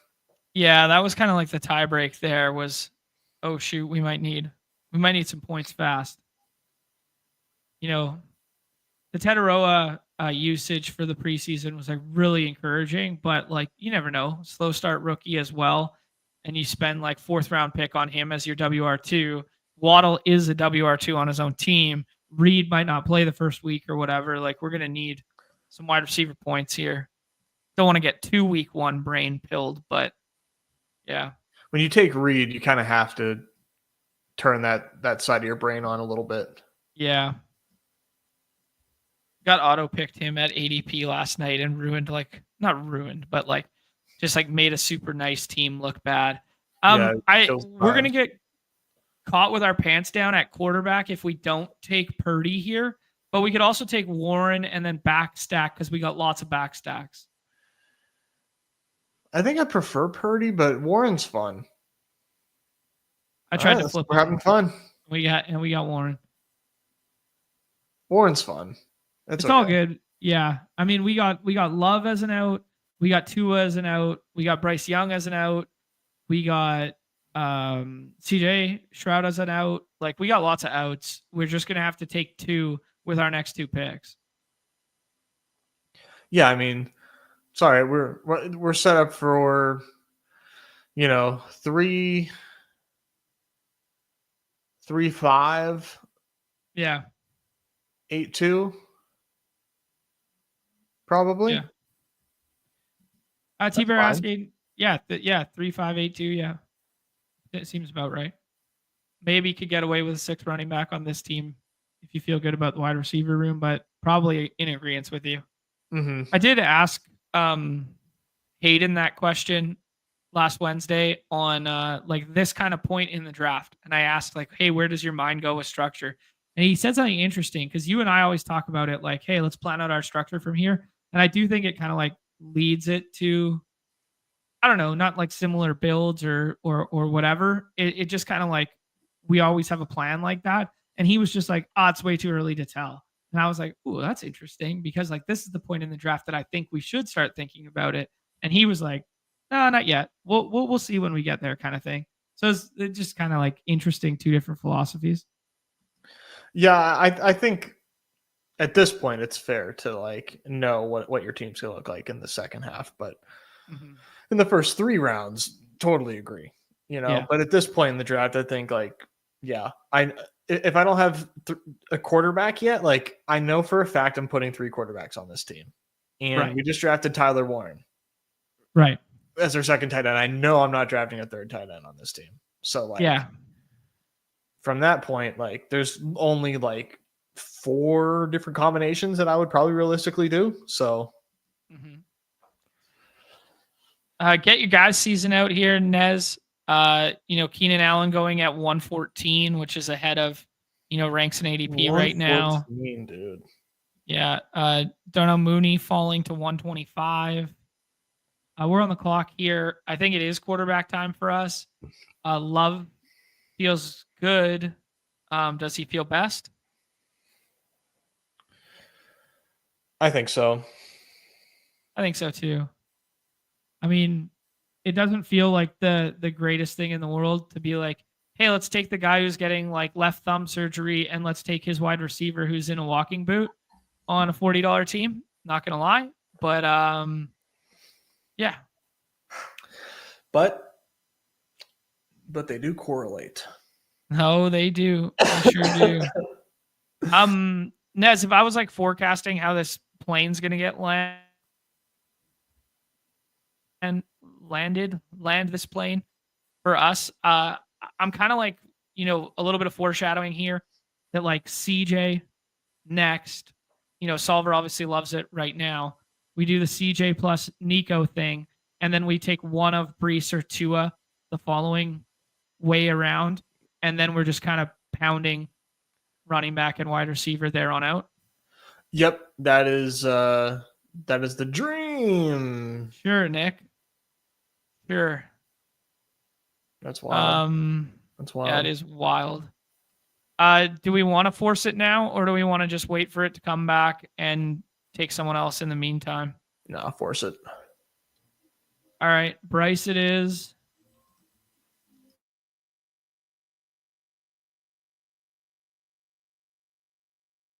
Let's see what Nick had here. Yeah, what that's interesting. Yeah, that's wild. And naked. Yeah. I wonder if that was an auto pick. I don't know. Setting up Jalen Noel. He just didn't want to get fucked, I guess. He had the golden, and then he added Kraft after, so we didn't even take that away. Wildin' out here. Show your face, Nick. Speak for yourself. He needed an explanation. I'm sorry. Mix it on the pup. T-Bra, I actually don't even know the answer to this question right now, but NFI. NFI. It honestly doesn't even matter. Like, as long as he's not on the pup for the regular season, like preseason pup and regular season pup are like two independent beasts, and they'll declare the regular season pup when it's like 53-man roster time.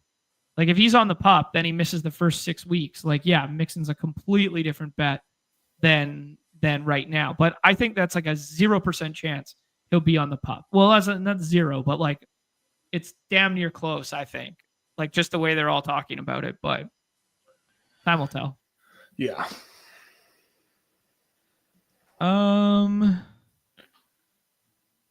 Where did Ray Davis go already? Yeah, he goes 121. Yeah. Your whole philosophy on handcuff running backs sort of like in the back of my head every time I see Ray Davis in my queue. How so? I mean, you always just say like, what's the difference between handcuff A versus handcuff B available like 30 picks later? And Ray Davis is like the poster child of that right now. Yeah. Especially after the signing of Cook. Exactly. Yeah. Yeah. I don't know.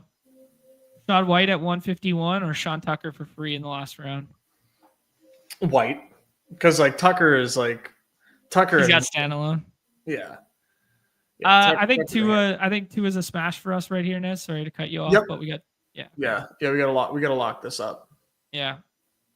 I had a Judkins auto pick last night, which was heartbreaking. Oh God, that sucks. Yeah.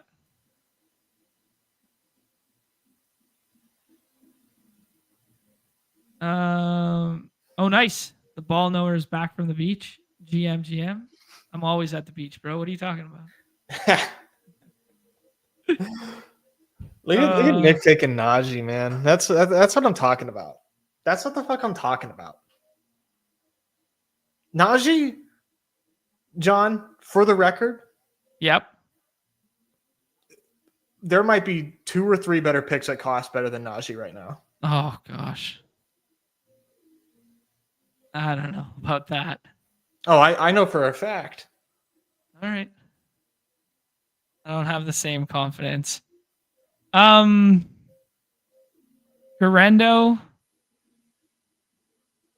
or McMillions. Let's do Jalen. McMillians. Yeah, McMillan, he correlates. Yeah, a little bit of bring back there. Addresses some wide receiver concerns. Has some contingent upside. So, like, you don't think Najee Harris clearly progressing, clearly on track, clearly planning to play, clearly the running back 2 in LA. Maybe running back 1 too. Don't give yourself that one entirely. You know what I mean? He could still be their plan. Well, if he's their plan, yeah, then he's available. Yeah, we're building the bull 70. case. Yeah, we're building the bull case here. Yeah, like I just think it's a little nutty. You're gonna see Najee Harris rise. Like, we have hit the bottom. Oh, yeah, I think we've hit the bottom for sure, but I think we've also hit the bottom, like, rightfully so. Like, I would still take him over, like, Nick Chubb, but, like, I'd way rather have Blue. Trey Benson's tough for me, especially because, like, DiMarcaro looks, like, good too every time he plays, and looked good in the preseason there. Who? Amari DiMarcaro or whatever. That guy's like their third string running back there that they always gloss He's been up. around forever. Yeah. No, I mean, I like Blue more than Najee too. Yeah. I mean, I get the thesis, but like the back of my mind is like that offensive line could be tragic now without Slater. And yeah, we're probably overdrafting the shit out of Hampton now because the pendulum swung too fucking far. And everybody just got excited because it was like Hall of Fame game coupled with Najee Fudd, coupled with we needed someone exciting to take in the third round. So I see it both ways. I don't know. Would you rather have Ford or Najee right now? Najee. Okay. Yeah, I mean, I guess the Browns could have a terrible offensive line and be the lowest scoring team in all of football and nobody would bat an eye. So that one's probably not great either. Nez, let's start thinking out loud here. Grando's at the top of the queue there. Obviously, he's hurt and dealing with some stuff. Jalen Wright, we probably don't want to handcuff ourselves, even though, you know, there's reasons sometime. I am not saying the name that I want. Okay. I want Rico here. Do you feel differently? I want Rico Dowdle as well. All right, let's do it. I thought it was pretty encouraging that he split like the first team stuff. I don't know if that's signal noise, just getting him acclimatized to the offense, whatever. But the fact that we already have this Bryce Young and Tetaroa bet, like adding Rico feels good, opposed to like handcuffing Jalen Wright to your HN bet. I like Rico a lot. Okay. That we can agree on in this range for sure. Yeah. Now from here. Yeah, 2462 right now. I don't have any JCM really. I mean, I have no idea how real that is. Jalen Wright, I mean, Solver likes the handcuff thesis. Do you? I don't hate it. Do you like Yami Brown more? No, I kind of like Jalen Wright. All right. Let's do it. It's like, I think it's all relative. I think they all boost each other. If Achan's hitting and Waddle is hitting, I think these two, i.e. Tua and Jalen Wright, are also like giving us value. Because Wright's gonna get work, man. He's he's like the clear cut RB2, unless like Ollie Gordon breaks out. With Madison gone, I mean, it's 100% like Jalen Wright's role. Yeah, they signed our boy this week too. What's his name again? Anthony. Oh yeah. The Sham God. Sham God. Yeah, we should call them Sham God when we were playing those Thursday night primetime paloozas. You know what is? You remember his nickname other than Sham God? Oh, that's testing the memory bank. I fancy myself a decent mind for the recalls, but that one is slipping me, my friend. So hold on, I gotta find his name because I want to make sure that. Okay, it's Aaron Shamklin. Okay.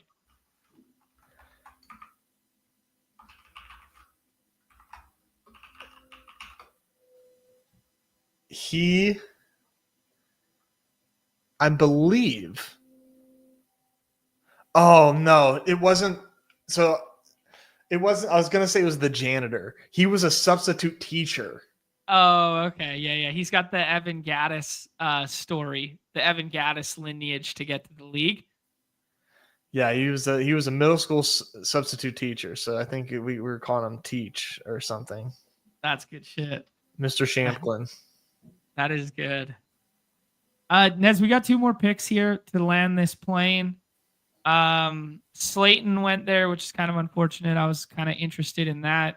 It's crazy. The Keaton Mitchell steam right now that he's just kind of like fortified as like a 16th rounder now. He's vaulted Justice Hill. We're probably gonna want 2 more receivers, maybe 1 more receiver and a running back. I don't know. 3-5-6-2 right now. I think 3-5-8-2. Okay. You're comfortable with this running back room? HN, Connor, Warren, Dowdle, and Jalen Wright Hancock? I am. I might float 1 more name your way. I'd be really interested in a certain player here. Hopefully Brady doesn't take him from us. But if we are going by way of the wide receiver position, I'd throw out the cokehead here. Yeah, this is for sure Coker. All right. Do Jalen Coker here. We make a decent overall team bet on the Carolina Panthers. Let's look at running back because, like, what are you seeing there? I got a name.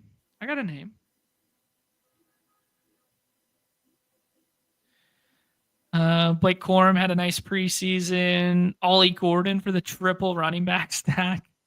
Marshawn Lloyd was practicing again, but I'm still not touching it. Kendre Miller needs his team changed. What? Kendre Miller needs his team changed. He's a Charger now. What? Yeah. Huh? Yeah. I'm like pretty sure, no? When did that happen? At the start of this week, I think. I was going to throw out Sean Tucker, dude. Correlates week 17. I think he could be a little something. We got some Tampa stuff. Yeah. I'm cool. I'm cool with Tucker. Could also do like a scroll the F down, Savion Williams, Wicks, something like that to do the love stack. But I kind of like that idea.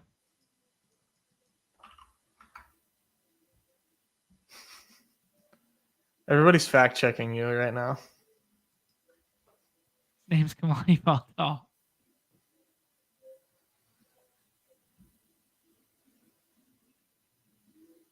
Oh, they played the Chargers, not on the Chargers. There we go. Dude, I swear he's on a new team. No. I swear. He's just he's the RB2 in New Orleans for whatever it's worth. Okay, fine. I'm tripping. But you mentioned Corum though. Corum, I think, is like, man, he's so good in the 18th. Yeah. I mean, he's basically the contingent bet that we were making last year, but now he's free.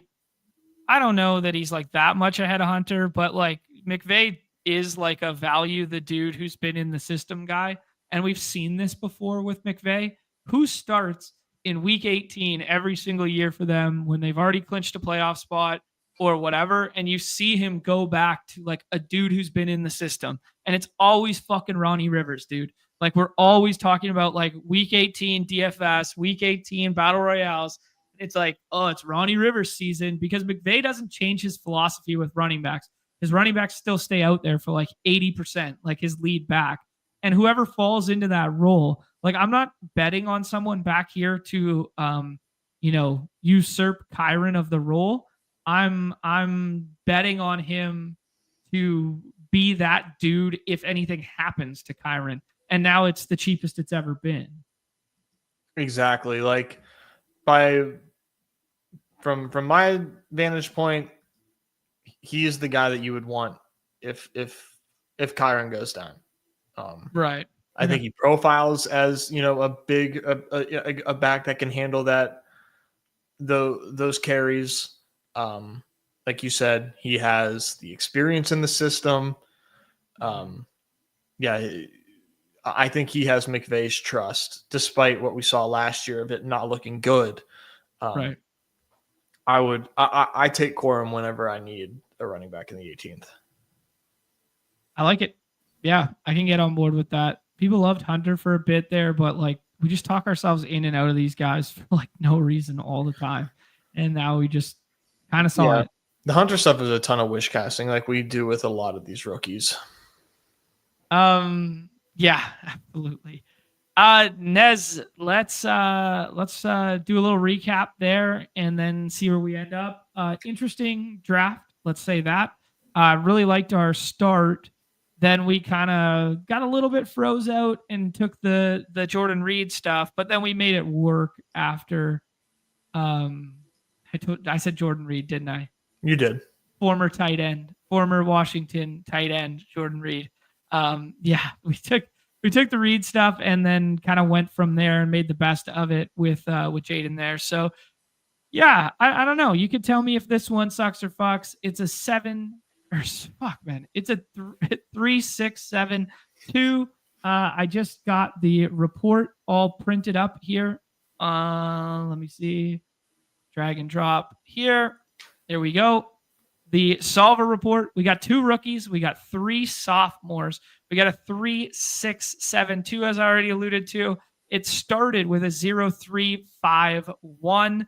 Not a whole lot of ADP value on this one. Not a whole lot of draft capital on this one. Value, that is. Obviously a tough room with a lot of sharp, badged up players.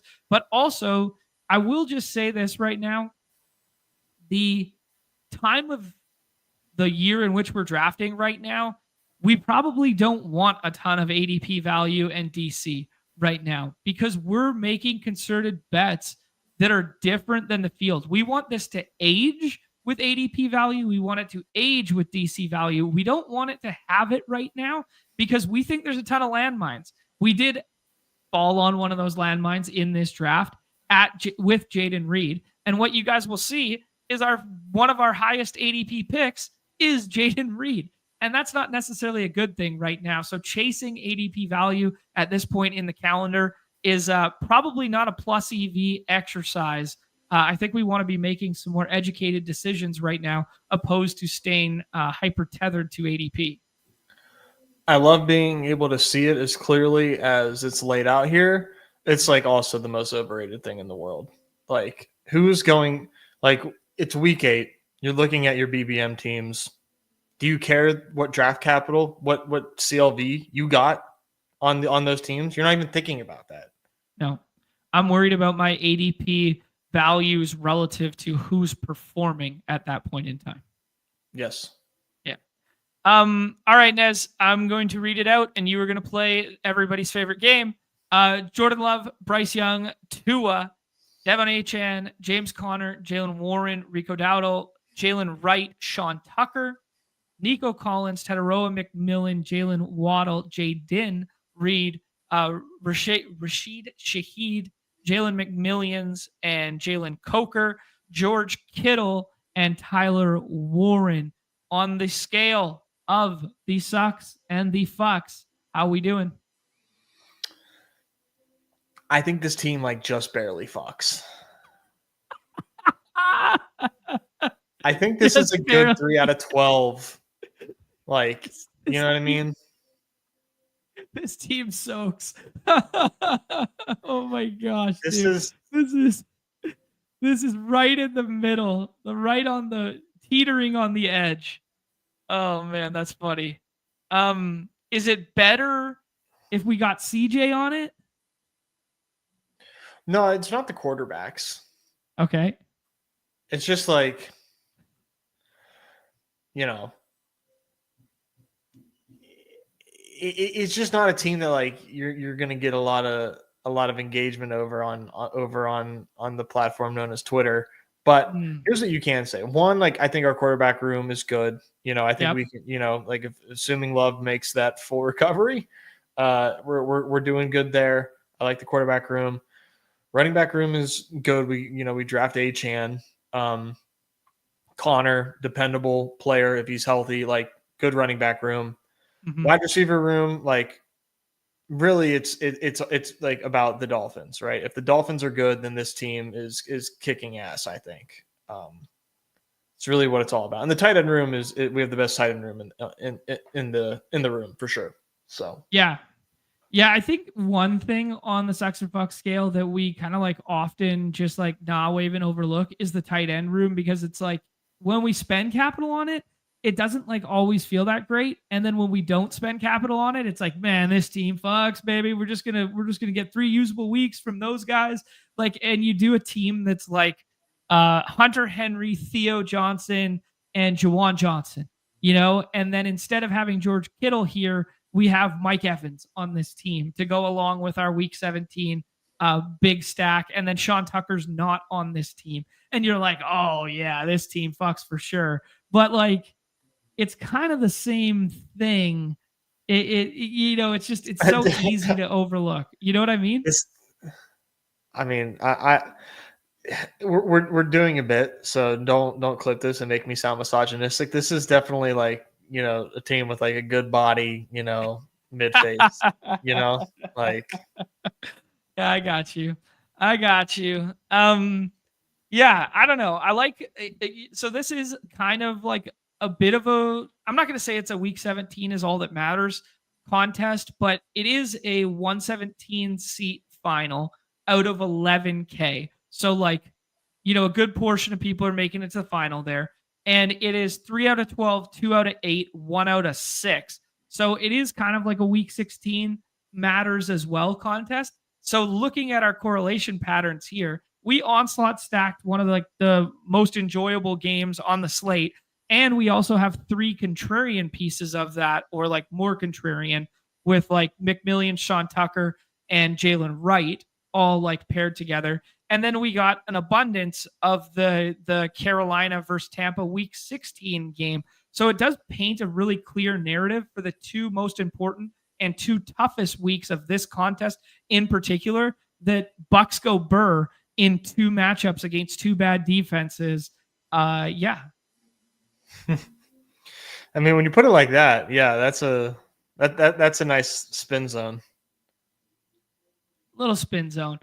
Little marketing job there so that the good people over at the Solver don't think we're complete and utter duds caps when building teams out utilizing their beautiful draft assist there. Shout out to Solver for the report and the support on the show today.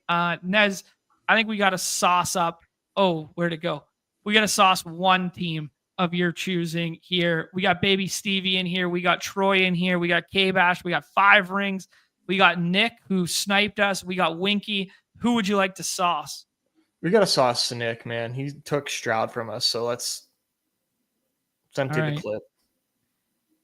Nick takes CJ Stroud from us just to end up with a Dalton Schultz, CJ Stroud skinny stack on a team that already had Mark Andrews and Tucker Kraft.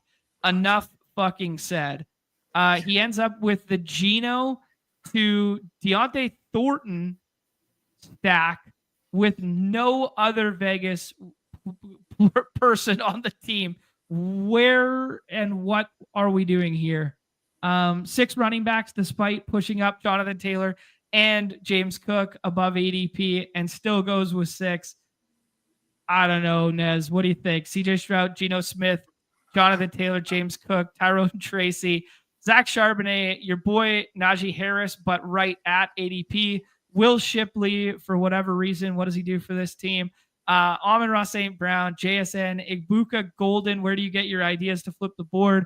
Marvin Mims, 16 picks ahead of ADP because he watches too many of Davis's streams. He gets that Thornton stack for no reason. He's the WR4 on his own team. Josh Reynolds, he spends all this time on Justin Herzig's Twitter finding out who WR2 is, and then he tacks on Schultz to an Andrews and Kraft room that does not need it. Yeah, there's just a few picks here, maybe more than a few, that I would probably change. For one, getting CJ Stroud off this team. But we'll see. We'll see. I do think that if you just take Shipley, like changing Shipley to, I mean, there's going to be no quarterbacks there. Like Dart was probably gone. If Dart was there, I think changing Shipley to Dart, you could make me a believer. Yeah, just doing like a Dart Tracy mini. I think I'd maybe do like a Jalen Milroe to JSN mini. Okay. Yeah. Either or. Mm-hmm. Yeah, I probably would tacked on a third quarterback there instead of Shipley. And then we could have taken Shipley instead of having to handcuff Wright. Tough scene. We just need to make some trades. Yeah, we do. Simple.